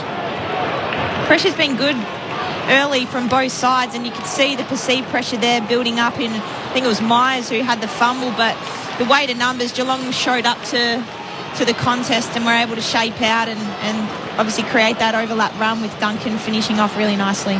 So Geelong with 2 goals to start the second half. Stanley down to Stevens. Snaps quickly towards half forward. Yo's there for the Eagles. Intercept mark in defence. Sends it towards the wing. A bit of a dicey kick onto it. Blitzarves wins it back for the Cats. Gives it to O'Connor. A kick around the corner looking for Selwood. Gathers on the bounce. Chips it towards half forward. Finds Stengel. Oh, he drops the mark. He'll get a free kick. It was just taken above the shoulder. Looks into the pocket towards Hawkins. Just out of his reach and out of bounds on the full. So the Eagles to get it back in the left back pocket. Cats lead by 11 points. We've played almost 10 minutes in this third term. So Duggan go beyond defensive 50. Darling set himself for it, but Blitzarves in front was able to bring it to ground. Spilled out to Jamison. Hand past the gaff. Knocked down by Stewart. Picked up again by the Cats, and Stewart sends it towards right half forward to Stengel, who marks. Stepped up his line, I would have thought here, but umpire says no. Go back and take your kick. If he wants to go for goal, he'll have to travel about 57 with the kick. He'll start about a metre in from the boundary at right half forward. Instead, he'll set it to the teeth of goal. They fly from everywhere. Cameron got fingertips to it, spilled down to Smith. Great tackle. Petruccelli wrapped him up. No chance to get rid of it. Ball up the call. Right in front of the Cats' goal. They lead by 11 points. 11 gone in the third. Umpire puts it aloft. Hawkins always dangerous. Trying to take it out of the ruck. Eventually Jones. He's wrapped up. And we'll get a ball up. Still 25 metres out from the Cats' attacking goal. Slapping it down Hawkins. And there's going to be a free kick. It's going to go the way of Sheed. So Sheed to have it at fullback for the Eagles. Geelong 8-5-53. The Eagles 6-6-42. 11 points the Cats lead midway through this third term. Sheed, the kick was just enough to Nelson to be a mark. He moves it on. Dangerously though, but it gets to Redden. Short to Gaff. The Yellow Boots move the ball out to Yo. Marking it left half back. Gaff continued his run. Receives the hand pass. He looked to come down the commentary wing, but turns it over straight down the throat of Kolajasnik. Inboard pass comes to Stevens, moves it on again. Now it's with Selwood. Selwood has spotted a teammate in Stanley, all on his own inside forward 50. He looks to play on by hand, running by Menengola from right in front and 49 out. He misses to the right-hand side. Couldn't kick his second that time. The Cats out to a 12-point lead. 8-6 plays 6-6, 12 gone in the third. Duggan runs to the pocket, feeds a handball to Yo. Yo looks to the wing for the Eagles, spots up Waterman. Waterman brings it back into the corridor. Nelson marks, handball away to Gaff. They'll switch at the Eagles towards the broadcast wing. Mark taken there by Clark, moves it on to Shuey. Shuey will run around, try and sidestep Hughes, gets around him. Goes long towards the pocket, looking for Darling. Held out of it. And the Cats are there in numbers. Free kick was paid in the end to Stewart. And Blitzarves, in fact, will get the free kick. So Geelong with it in their back pocket. He moves it back to fullback. Mark taken by Tui. Geelong by 2 straight kicks. Tui drew West to him, then hand pass to Menengola, who turns it over. Kicking straight to Waterman, who marks it right half forward, hands it on towards Kennedy, now to Cripps, 50 from goal, hard up against the boundary, the kick just didn't have enough on it. Stewart on the goal line takes the mark and moves it dangerously by kicking up the corridor to Cam Guthrie, who marks for the Cats. No change to that score, 8-6-54 Geelong, 6-6-42 the Eagles, 14 gone in the third. Guthrie shorts it to his brother Zach. He kicks across the face of goal to Stewart. Moves it short to De Koning. De Koning, his kick close to the boundary line, but good enough to find Atkins. Geelong by 2 goals neat and chipping it around the northern wing. Atkins short to Cam Guthrie, who stabs at the bare 15 again to Stevens. Literally tiptoed this boundary line all the way to the interchange gates. Stevens wants to change the angle, goes back to De Koning, a little slip. Now he kicks back to Tui inside the defensive 50. Tui will move it short. And Stewart at left half back. He feeds the handball forward to Tui. So Tui down the southern wing. The kick was precise to Duncan. Hand pass moved on to Cameron. Tackled to ground by Bazzo, but the ball jarred out to Myers. Cat still with it. It comes now to Stevens. Stevens kicks towards full forward. Hawkins couldn't take the mark. Dropped it, gathered again, tackled by Waterman. Umpire says free kick. Going the way of the Tomahawk. And Hawkins snaps, and that is goal 700. Nearly 13,000 players have appeared in the VFL AFL. He becomes just the 26th of those to kick 700 goals. It wasn't the big build-up, and the crowd reaction wasn't what you'd have been hoping for. But he's got 700 goals. It comes off a free kick, taken high by Waterman. The Cats have got their ninth, 9-6-60. So the Eagles 6-6-42, 15 gone in the third on Grandstand AFL. Really incredible player for such a long time. And to be honest, I reckon his last few years have been some of his best. He started like a jack in a box. Yep. Came out of the blocks really well in his career. Probably slowed up for a little bit, but I reckon his last 4 or 5 years have just been incredible. He's also been incredibly unselfish. He could have probably put another 50 to 100 goals on his if he hadn't passed it off so often. Yeah. The Eagles with the clearance out of the middle. Here's Rioli floating it inside 50. Gaff in front of Tui, brings it down. Darling crashes out, loses it momentarily. He's able to gather it. Handball away to Rioli. Rioli snaps from 45. It'll go to the goal line. There is Zach Guthrie. Mops it up. Handball to the Koning. Jamison closes him down. And it's out of play. We get a throw in right forward pocket for the West Coast Eagles. Geelong with the last 3 goals in the game. All 3 in this second half after scores were level at the main break. The Cats by that margin. All spun back into play. Comes down to Clark. Clark snaps around the body. Jamison, was he being infringed? Umpires say no. Spilled out the side. Taken by the Cats through Guthrie, and he's been wrapped up. Good tackle coming from Jamison. Zach Guthrie gets up, hands the ball back to the umpire. Ball up in the left forward pocket for the Eagles. One down by Blitzarves. Redden sees it spilled off his fingertips and over for a throw-in in the left forward pocket. As Ben told you, the Cats, after being genuinely challenged towards half-time, the Eagles had kicked 4 goals going into the break, bounced back with the past 3. Williams wins it down to Rioli. Snapped around the body. Awkward bounce. Racing through Gaff. Couldn't gather it. Came out though to Jamison. Now into Kennedy. He snaps. Off balance. Kicks the goal. He's got his second. Lux a fortune with the bounce, but the Eagles capitalised. And they end that run of 3 straight Geelong goals. Geelong 9-6-60. The Eagles 7-6-48 as they keep this contest alive on Grandstand AFL from Perth Stadium. Well, that was really Rioli there. Was able to... Movement at the stoppage. Yeah, create separation, hit it with intent and momentum, and... Just a quick kick forward. Just lucky bounce, but you'll take it. Right under Kennedy. Off balance and was able to snap that. Nice hands there from... Who put that handball out in front? Jamison, I think it was, yeah.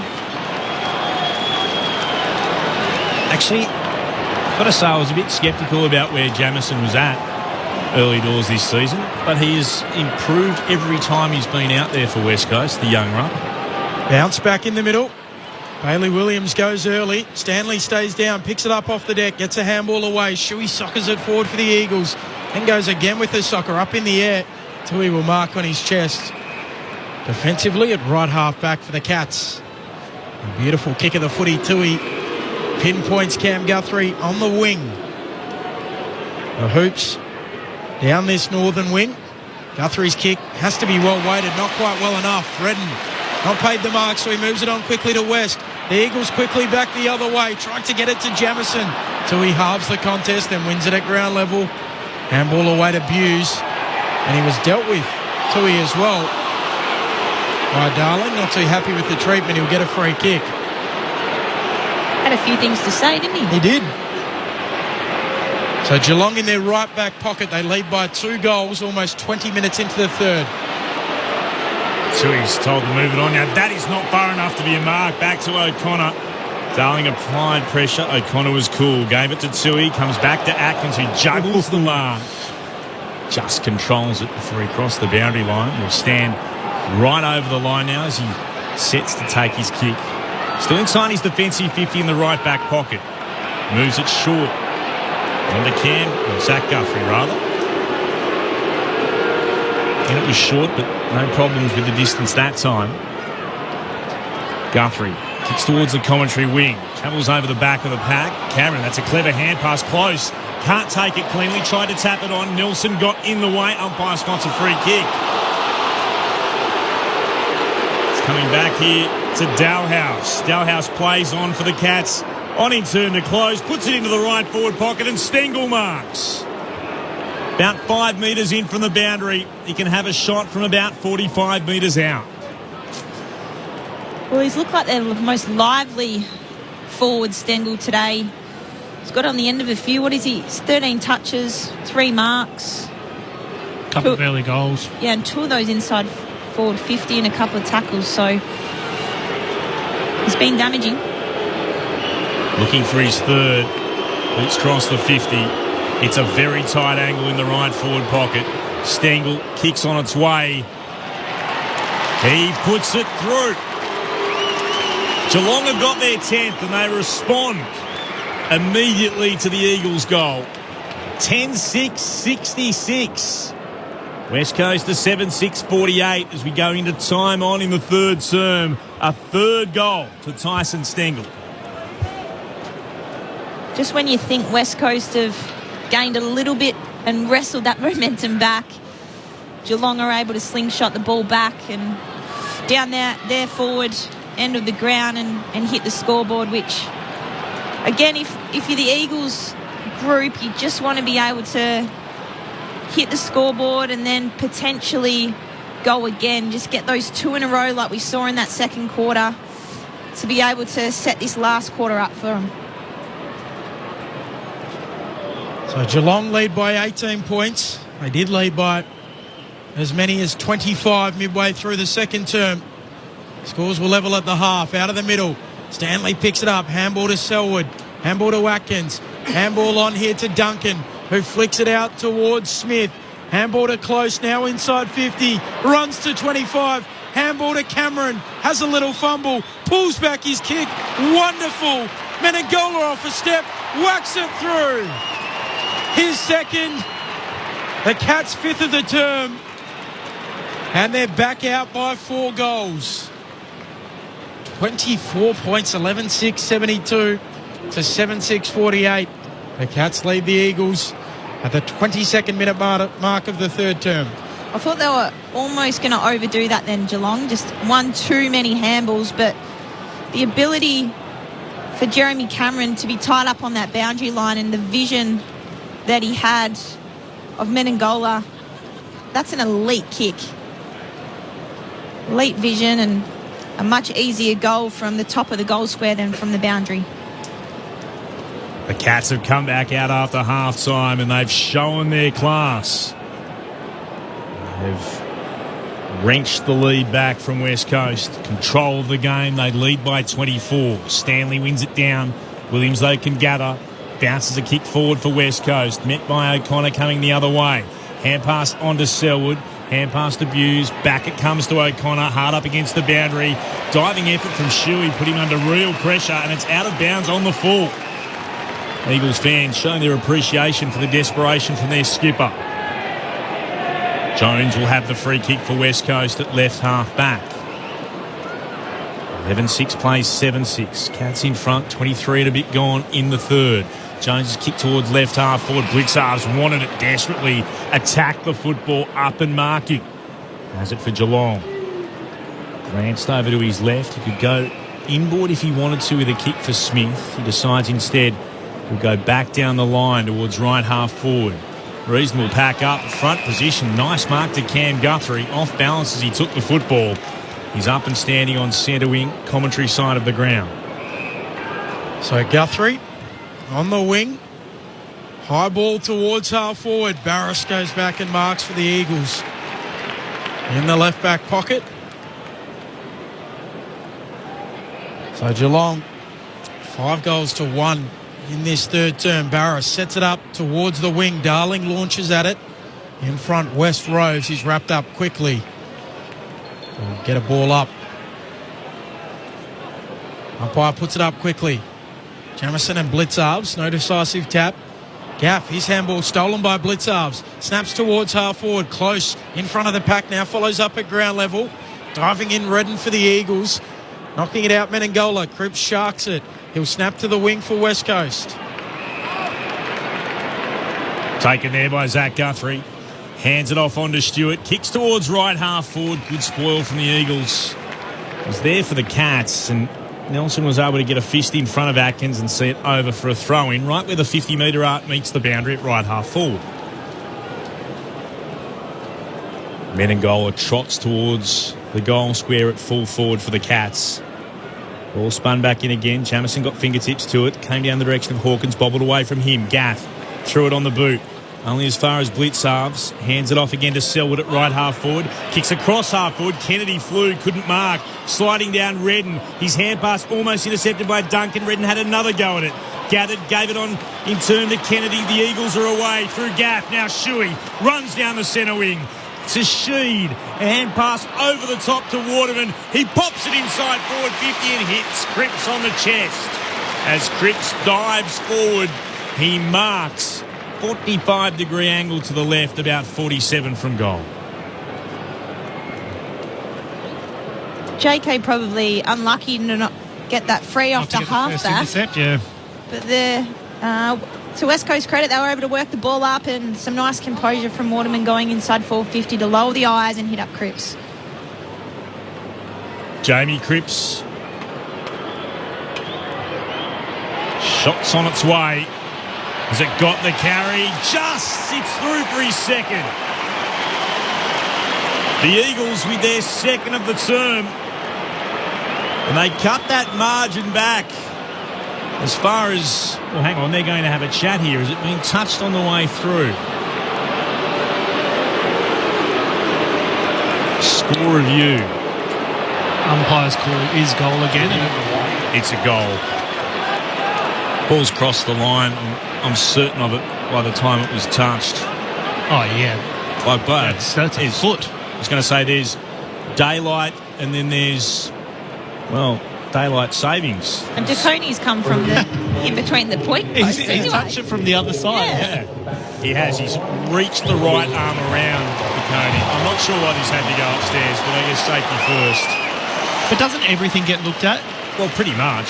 And it does, because they can overrule it by the time they come back from the centre bounce. I'd love the goal umpires to be more definitive. Yeah. That should have been an easy enough call, that. It is a goal, by the way. So West Coast have got their 8th. 8-6-54 to Geelong 11-6-72. As I said, the margin back to a more manageable for West Coast if they're to have a dip in the final term. 18 points. They weren't very enthusiastic after the goal. I didn't think in their celebrations. It's only 3 goals. Cripper never really gives much to a set shot like that, does he?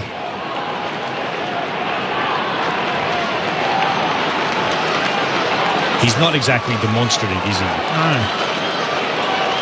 He's not going to pump the rest of the team. No, he never gives everyone tickets to the gun show after a goal.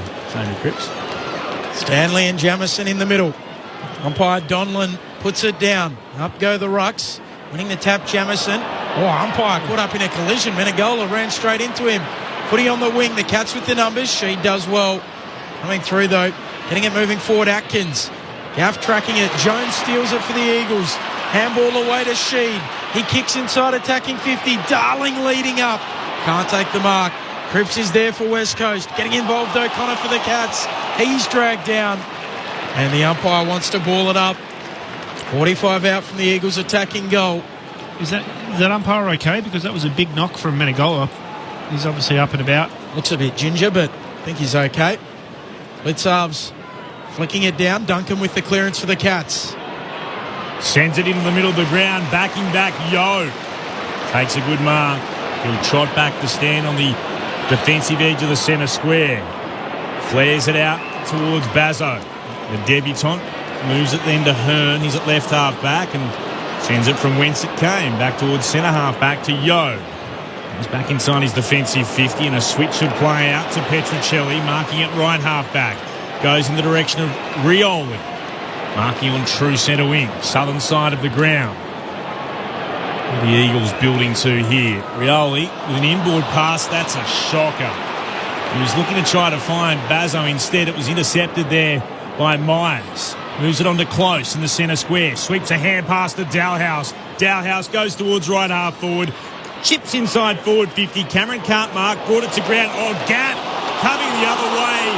Has got him high. That hurt too. Cameron stayed down for a second. He wins the free kick.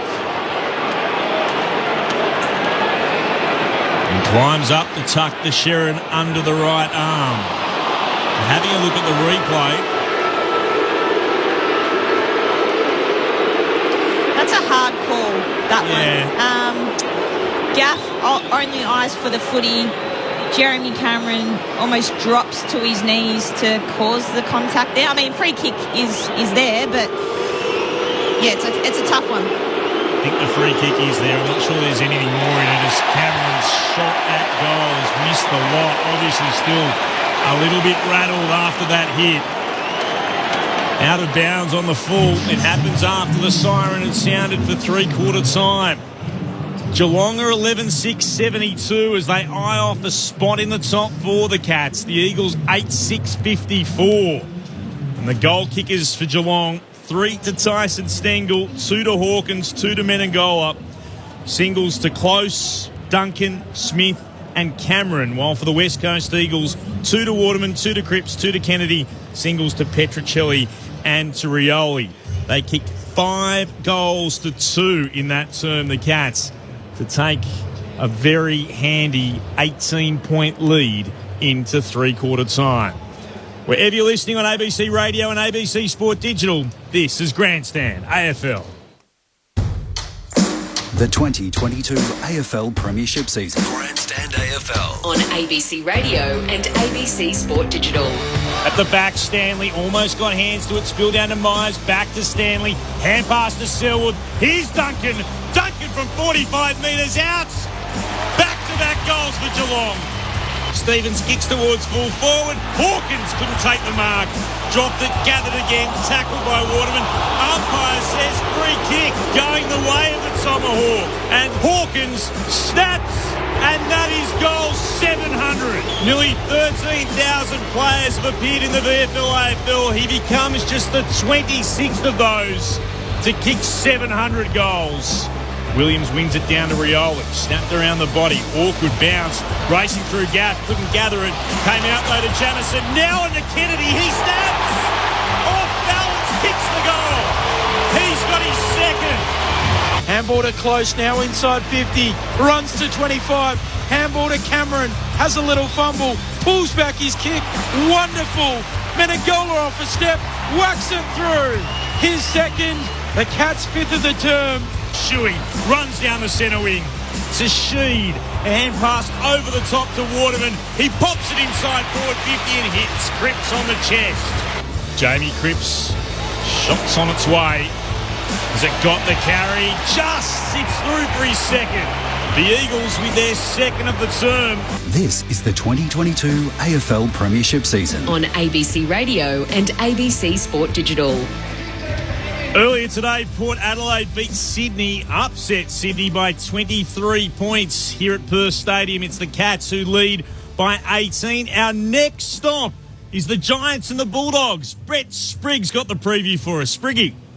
G'day, Clint. The Bulldogs had the bye last week. It's not as though it's been a quiet couple of weeks at Whitten Oval, though, with Bailey Smith illicit drug scandal and his subsequent suspension. The team itself has a chance to move on from that, and tonight they get a crack at one of their true rivals, the GWS Giants.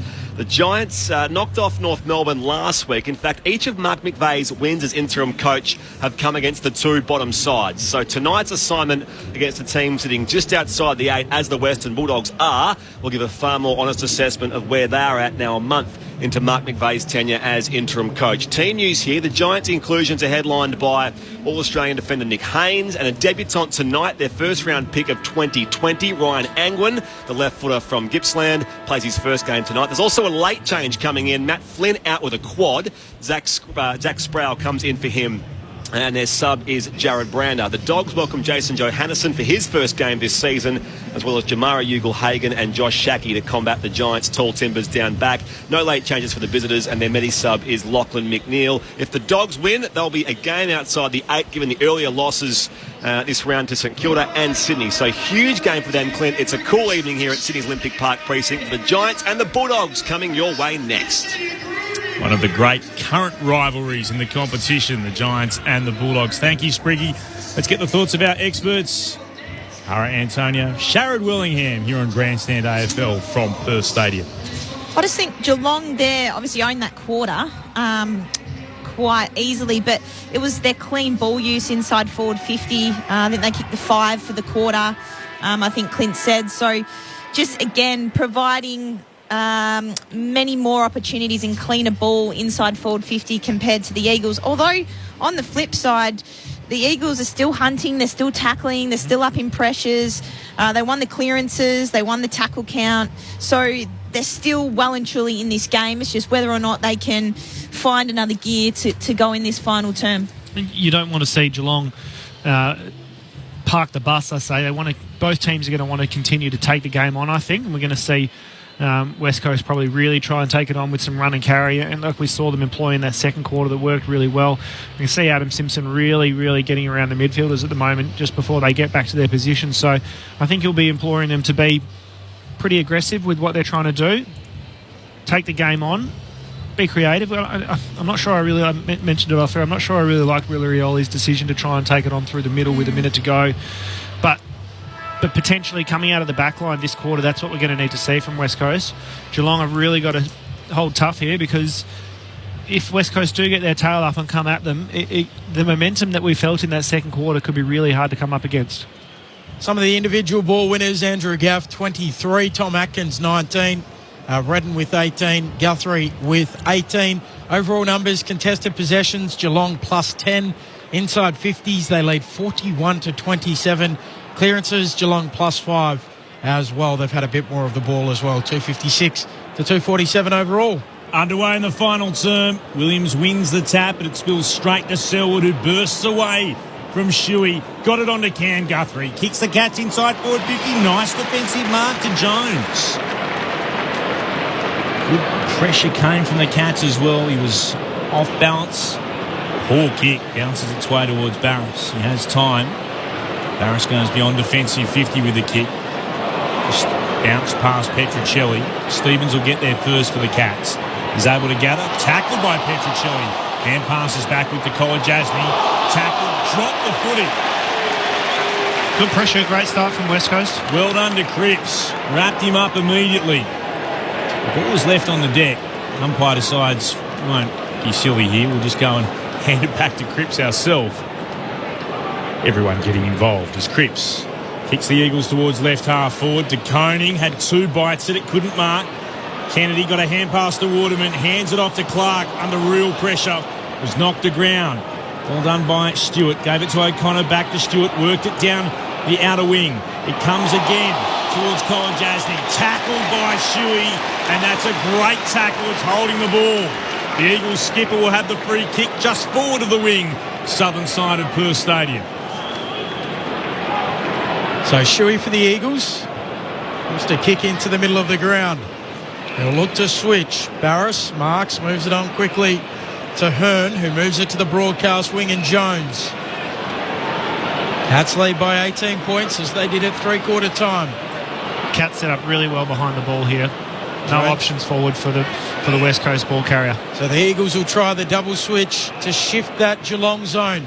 Hearn on to Barras and moves it out to Clark. Almost has a little fumble. He's able to complete the mark. Now he looks inside 50. Low ball towards the pocket. And it was almost as if it was for De Koning. Easily claims it in the right back pocket. Did enjoy his mum's work on Facebook a few weeks ago. Did you see that? No, what happened? Someone said he's a stick. He's going to get pushed around by the key forwards. As coming up, Cameron drops the mark. It spills to Shuey, who kicks it back to the pocket. It'll tumble out. We're going to throw in. Someone said, De Koning, he's a twig. He's going to get pushed around by the key forwards. And his mum jumped on Twitter, replied to the comment and said, he's 204 centimetres and over 100 kilos. He's not a twig. He's a bloody look at tree. him go now. On your mum. Very big twig. Mum's the word. Blitz halves, slaps it forward.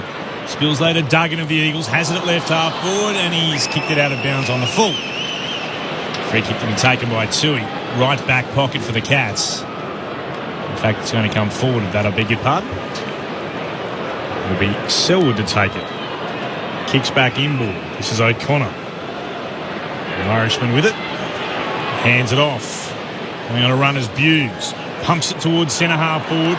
Hawkins couldn't mark. Might have been taken high by Yo. Umpire says play on. And then Yo takes everyone on. Kicks towards the southern wing. Selwood tries to get in the way. Slapped it back to Stevens. Then to Cam Guthrie. On to Selwood again to Stevens, who breaks a tackle and gets a kick away. But only as far as Yo once more. Just shy of the wing. Southern side. Moves it short once more. This is Duggan. Hands it on again.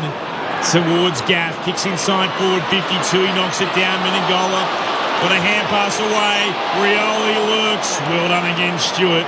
Knocked it to Kolajasny for the Cats. He goes to Atkins beyond defensive 50.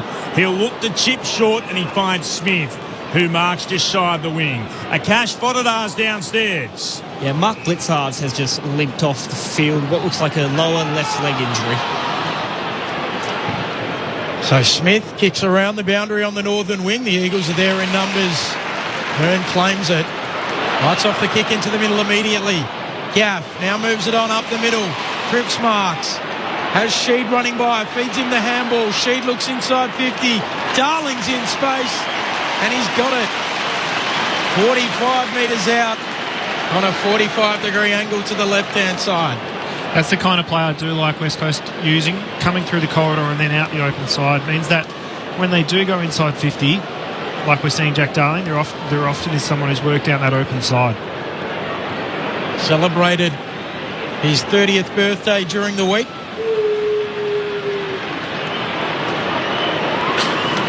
This would make it interesting. From just inside 50, Darling drives it on goal. It's out to the right. Now behind. 17 points, the Cats' advantage, 5 minutes into the fourth. Geelong to Tui in the left back pocket. Pauses for a moment. Stewart with the kick in. Tui beyond defensive 50. Fine mark to Zach Guthrie. And the battle away against Hoff. Cripps as well. Inboard pass. Oh, knocked down. Stewart waited. Kennedy didn't. Knocks it away from him, but then can't quite keep it in. But the effort tremendous from the Eagles veteran. It's going to be a throw-in where the 50-metre arc meets the boundary. Eagles attacking 50. West Coast kicking to the city end, the right of our broadcast position in this term. Knocked forward by Stanley of the Cats from the restart. Out to get it, but Bazzo missed it and then tackled Guthrie. Cam Guthrie, who didn't have it, looked to knock it forward, and then Duggan can't quite keep it in. It's another throw-in. Cats happy to move it further away. The just forward of left half back for Geelong. They lead on the scoreboard by 17 points, the Cats. 6 gone in the final term here at Perth Stadium on Grandstand AFL on ABC Radio and ABC Sport Digital. Short throw in from the umpire. Underhanded Stanley flicks it down towards Cam Guthrie. And another ball up. West Coast scratching and clawing, forcing Geelong to do the same. Stanley spikes it forward out of the ruck. Myers caught, pinned, holding the ball. Former teammate Jermaine Jones got him. Comes infield with his kick. Straight to Duggan, who hangs it dangerously into the middle. Mark taken there by Yo. Geelong lead by 17 points. 7 gone, final term. Yo, long kick, he wants Sheed. Backing back Blitzarves, provides the contest. And Blitzarves gives away. I thought the other way, actually. I thought Blitzarves had given away the free kick on Sheed. No, instead it's... I thought it was closer to front on contact. Yeah, that's exactly right. But instead he's decided, the umpire, that it's a high. High against Sheed. Interesting. Nevertheless, Dalhouse has it and then turns it over. Kicking down the line, marked by Duggan at right half back for West Coast. Off a step to Redden, who's just on the ground. Running by Jones, bursts past him. Receives the hand pass. His kick was smothered. Well done, Stanley. Stuck out the hand to knock it to ground. Comes out again towards Atkins. Kicks in the direction of Dalhouse, who flies. Duggan was there. Got it to ground. Tapped it once to his own advantage. Then tried to drag it in under pressure from Myers. Knocked back by Sheed. And Dalhouse happy enough to see it over the boundary line for a throw-in. He's a little bit worse for wear as well, and he's going to come off the ground. Might have copped a little knock in all of that. Joel Selwood will come back on.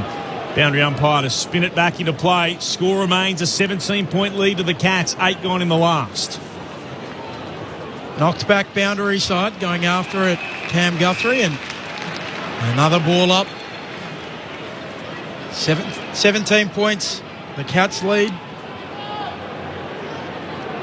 Good news, Blitzaz has come from the rooms and looks like he's about to come back on. Stanley takes it out of the ruck, feeds a handball forward for Selwood.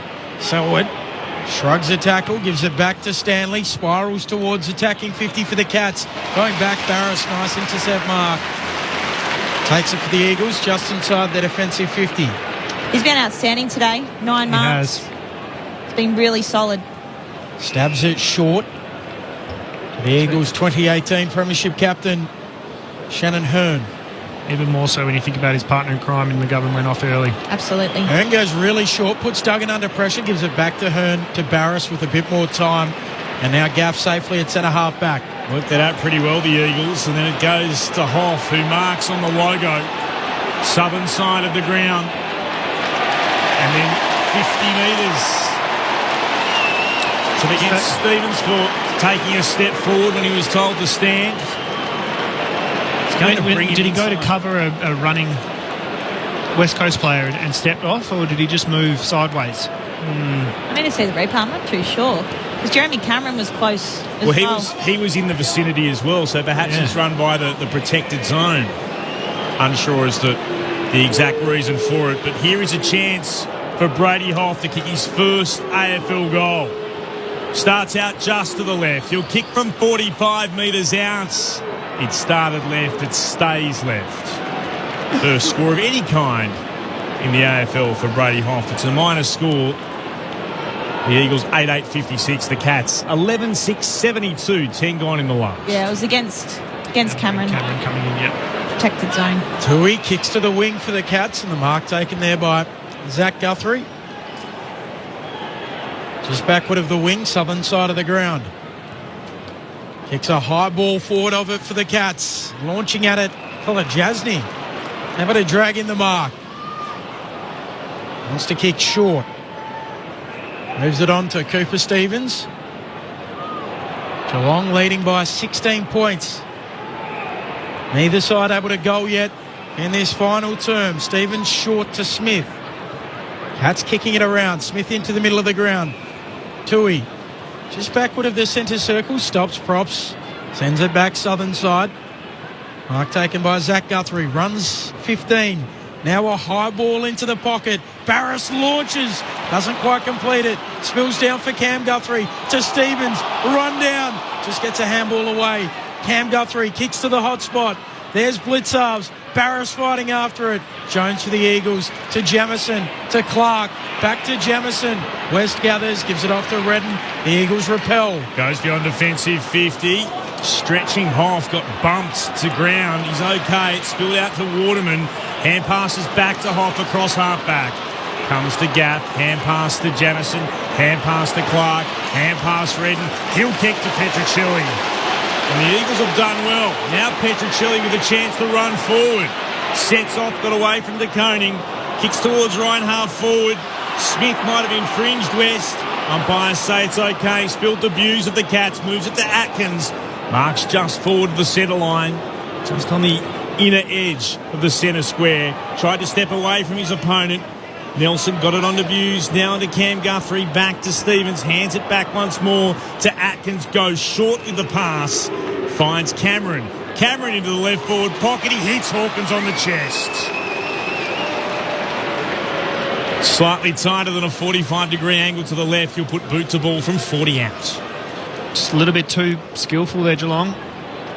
West Coast were really putting on the pressure, but they were just able to soak it up and continue to find options that were open before a really nice kick inside from Cameron.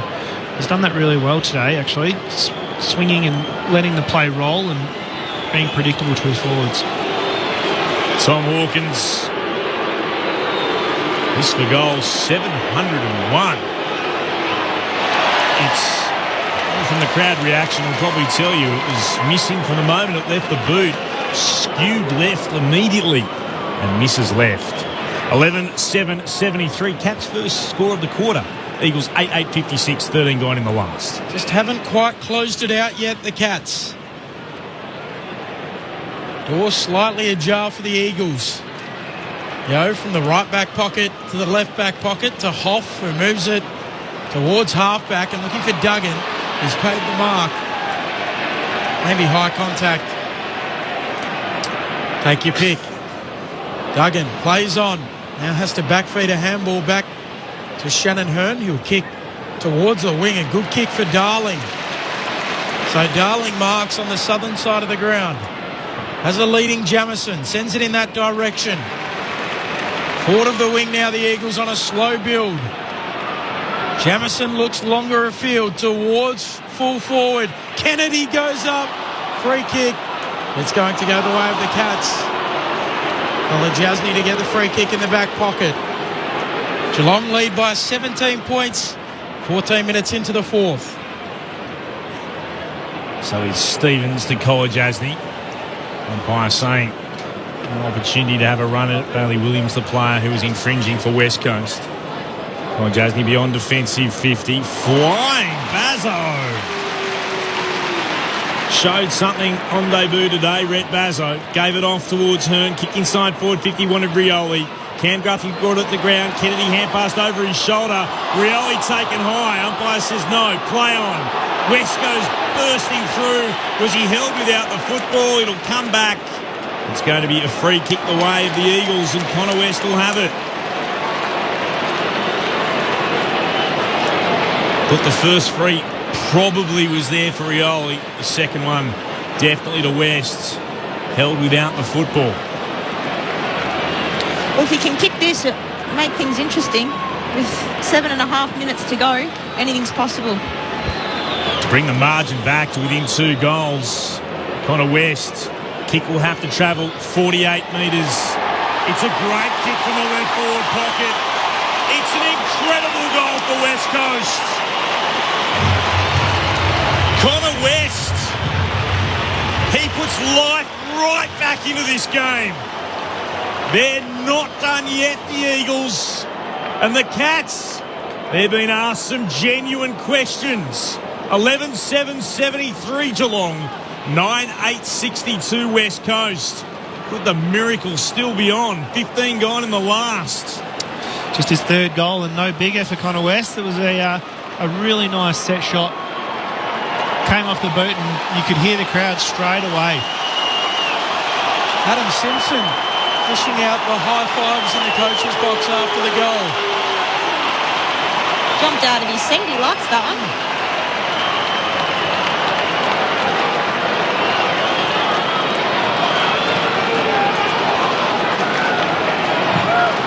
Bounce back in the middle. Winning the tap, Stanley. Selwood onto the footy. Snaps towards half forward. Bouncing ball. Smith going after it. The bounce doesn't favour him. Favours Hoff. He wins the contest. Maybe the ball's bouncing the Eagles' way, though. Duggan turns it over. Straight to Cameron. Off to Smith. Kicks towards Hawkins. Barris puts his fist through it. Out of play. Forward 50 stoppage for the Cats. They lead by 11 points. He's been enormous today, Tom Barris. I know you mentioned it before, but he's been enormous. Whatever happens from here. Hawkins always One to watch in these situations. Can't take it out of the ruck this time. Gathers it on the bounce. Off to Cameron. Flying shot on goal. Is missing. Under the pressure of a Hoff tackle. Kicks offline. Just snuck through for a behind, in fact. I thought he'd missed the lot.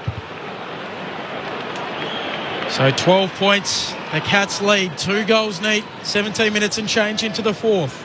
Hearn into the right back pocket to the debutant Bazzo, who marks the 18-year-old from West Perth. Not a great kick beyond defensive 50, but Shuey was able to mark it, had to back. Selwood was behind him. Moves it to Redden.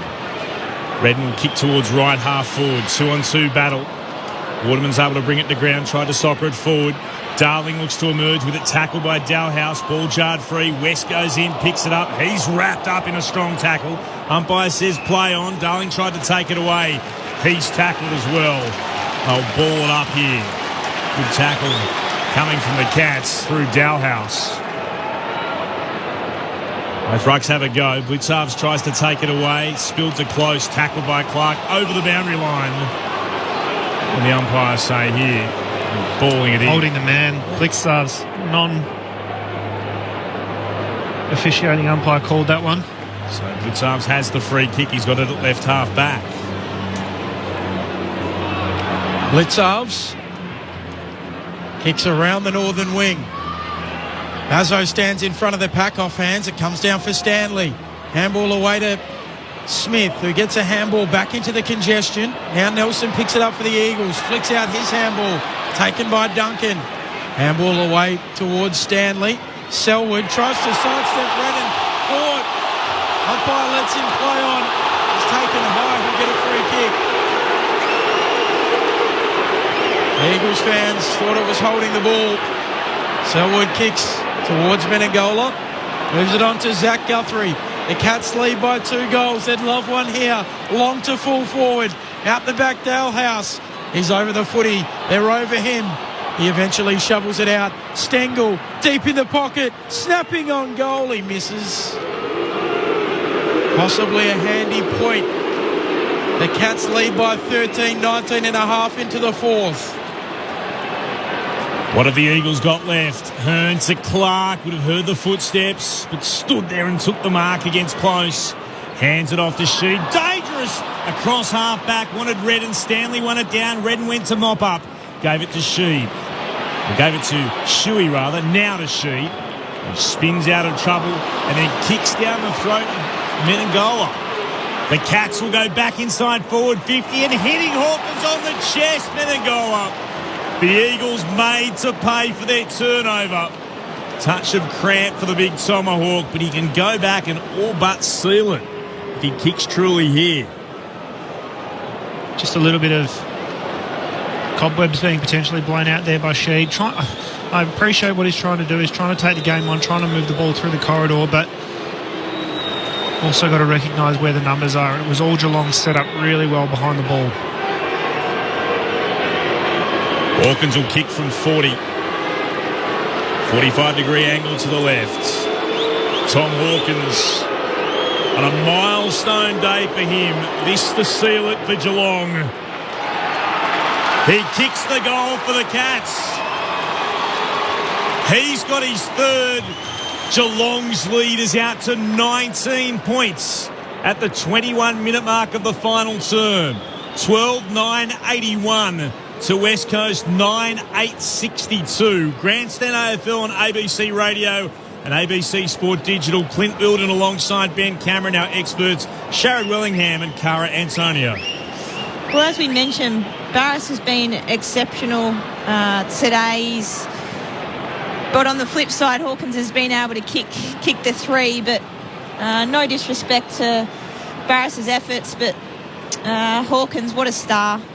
As you mentioned, Shaz, he's only getting better with age, and I know he had a few back issues in the middle part of his career, but the way he's been able to take his game to another level, especially with Jeremy Cameron as well coming into the side, and how they've been able to work together has been exceptional over the last couple of years.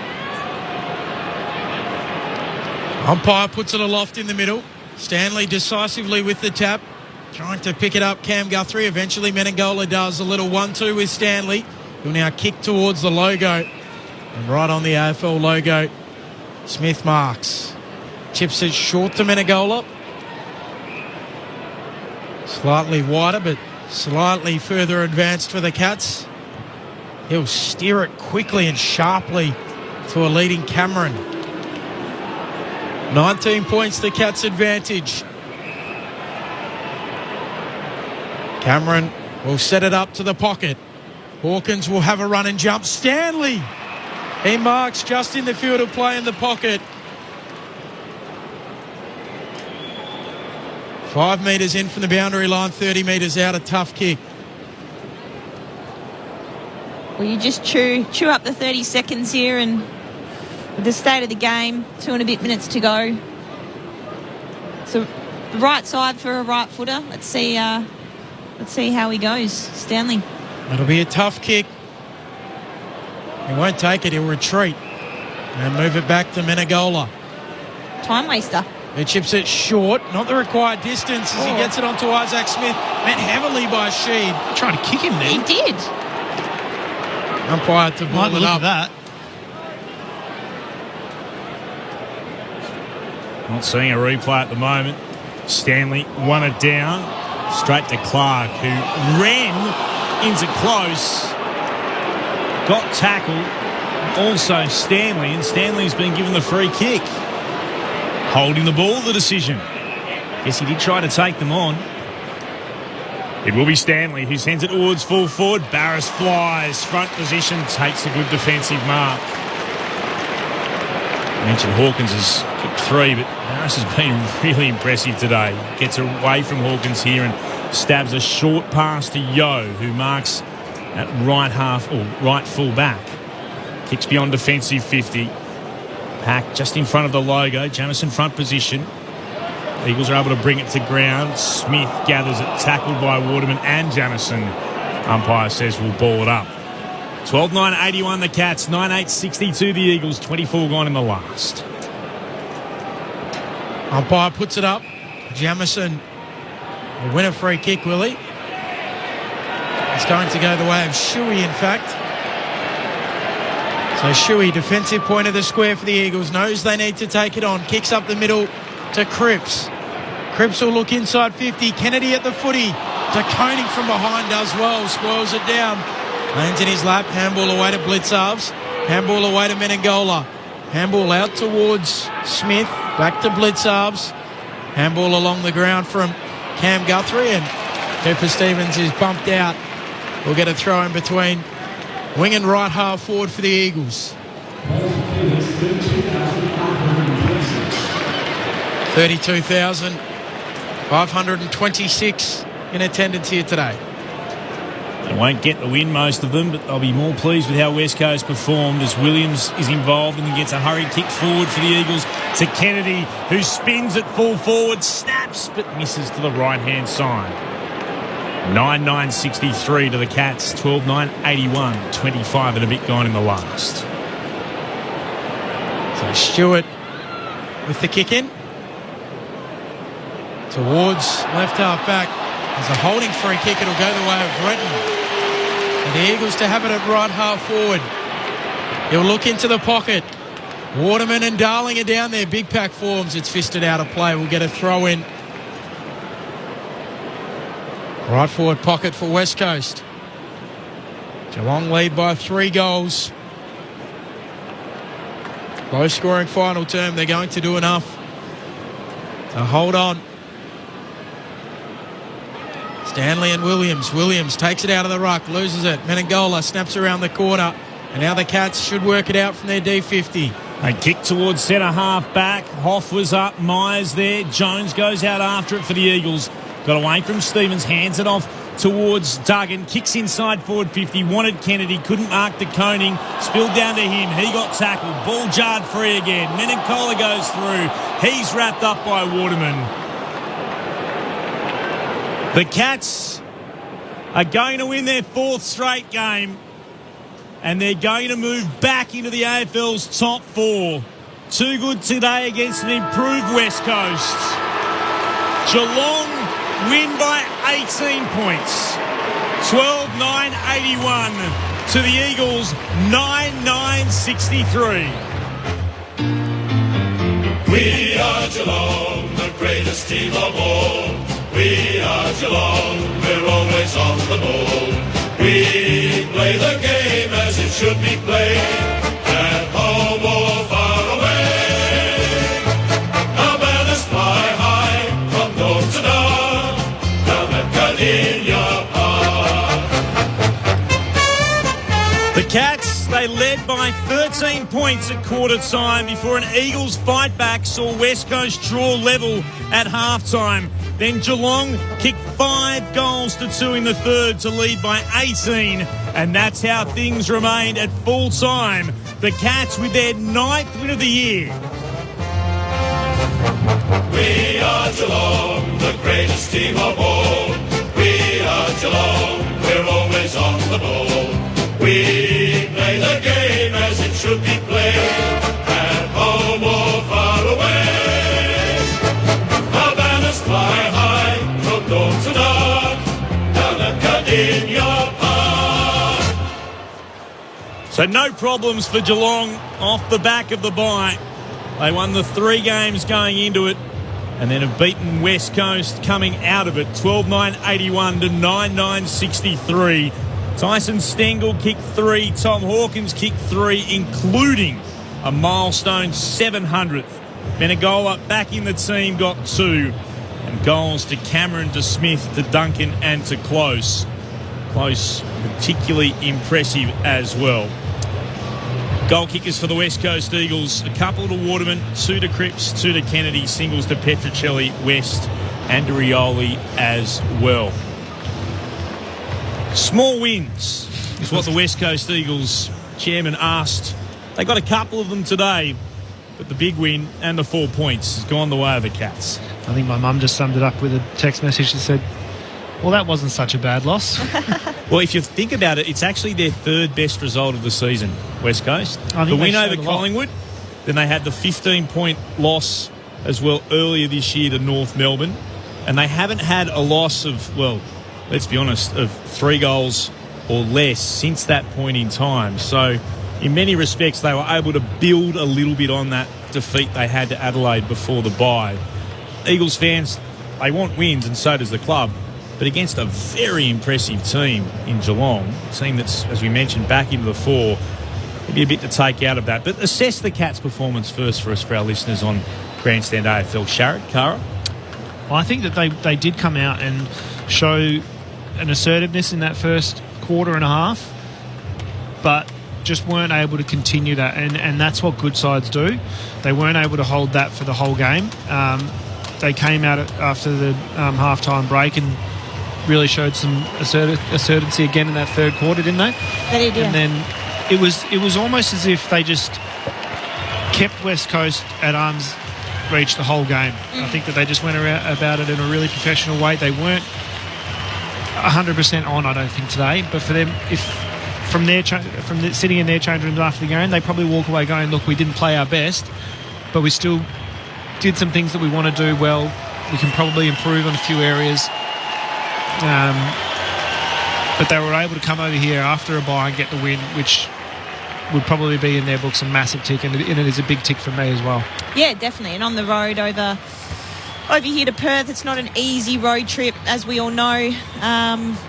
But yeah, they were, at times you could see why they've been so dominating this year, the Cats. But then to counter-attack that, I thought the Eagles were impressive for big chunks of today's game. And they were competitive, they showed energy, they showed grit, they showed intensity at the ball. I haven't seen tackle pressure like that from them all season, to be honest. And it was impressive, and whether or not that's because, you get big names back in, or, you're celebrating the 92 flag, whatever it may be, bottle that up and build on that for next week. I think that Geelong were just too good with their skills. When they found themselves open in space, they were able to utilise their skills to better value, I think, and probably just a little bit more game sense, and they took advantage of the good situations that they put themselves in. when they did put the ball inside their forward 50, I think I don't know the stats, but I'm going to guess they scored at a higher percentage than when West Coast went in. So it was just a more, I suppose, experienced and a higher level of football that Geelong played, and that was what we expected. I don't think we saw anything that we didn't think was going to happen, but I think that they just went about their business. They were just too classy, too clean.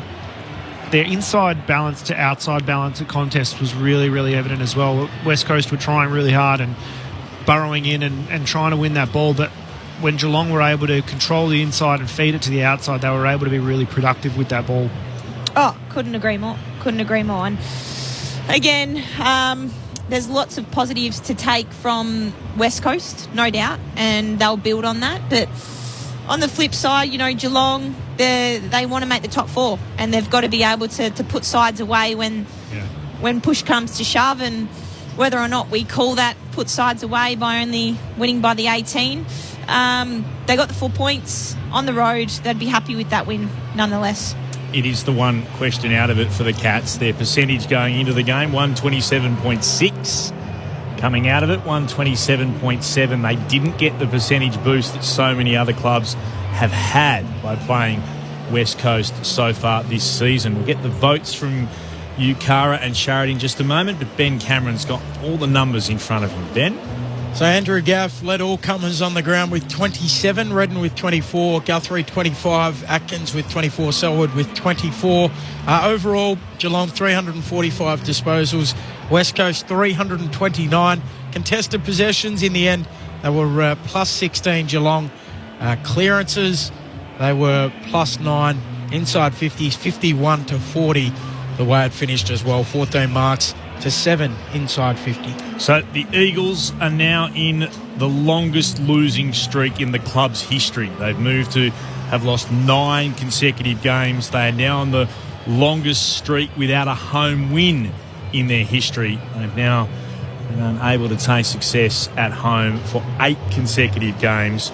They've not scored 100 points plus in now 26 games, but they have finished one of those historical stats that they'd be hoping to avoid. They were able to avoid conceding 100 points for the first time in what had been the past 7 games straight. So at least they've been able to dodge that unwanted record.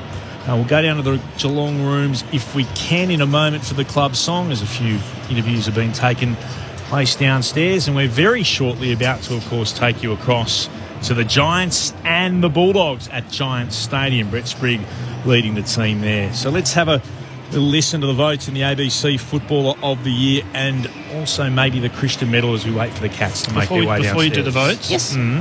West Coast scored nearly 48% of the time they went inside forward 50, which is really, really good. That's why it felt like when they did go inside, something was going to happen. Geelong scored at only 40%. If a team can be kept to 40%, that's a really, really good result. So defensively, I think West Coast held up well.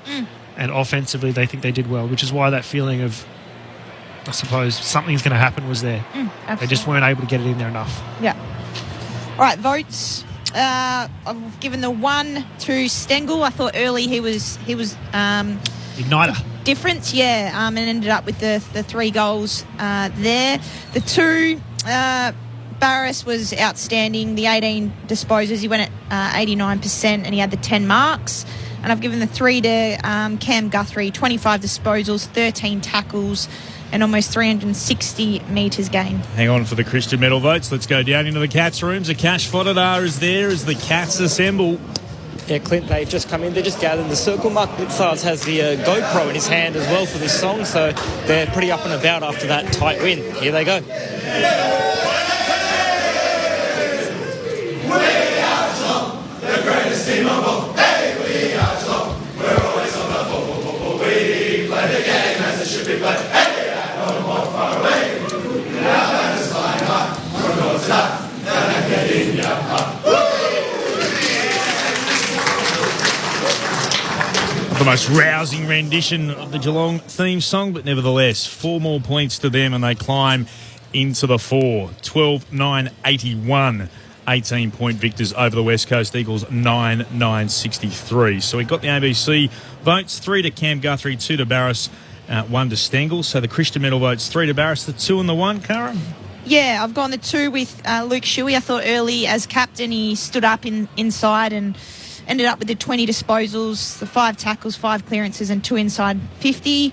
And the 1, Elliot Yeo, his first game back, 22 disposals. He had 500 metres gained and 9 marks.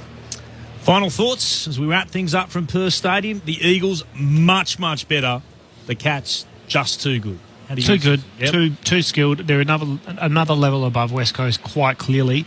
Another couple of levels, to be honest.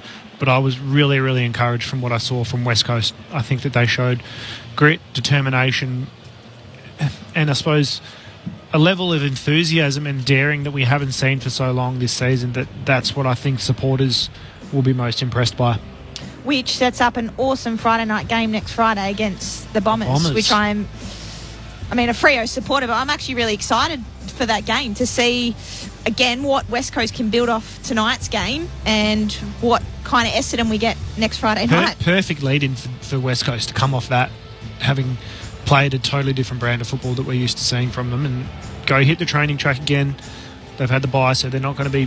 McGovern's a huge out, but we'll see what we get. So McGovern is the big question mark over West Coast. That game that could have been a fizzer now looks like it might be something. And Geelong have got Richmond next week. That could be a beauty as well.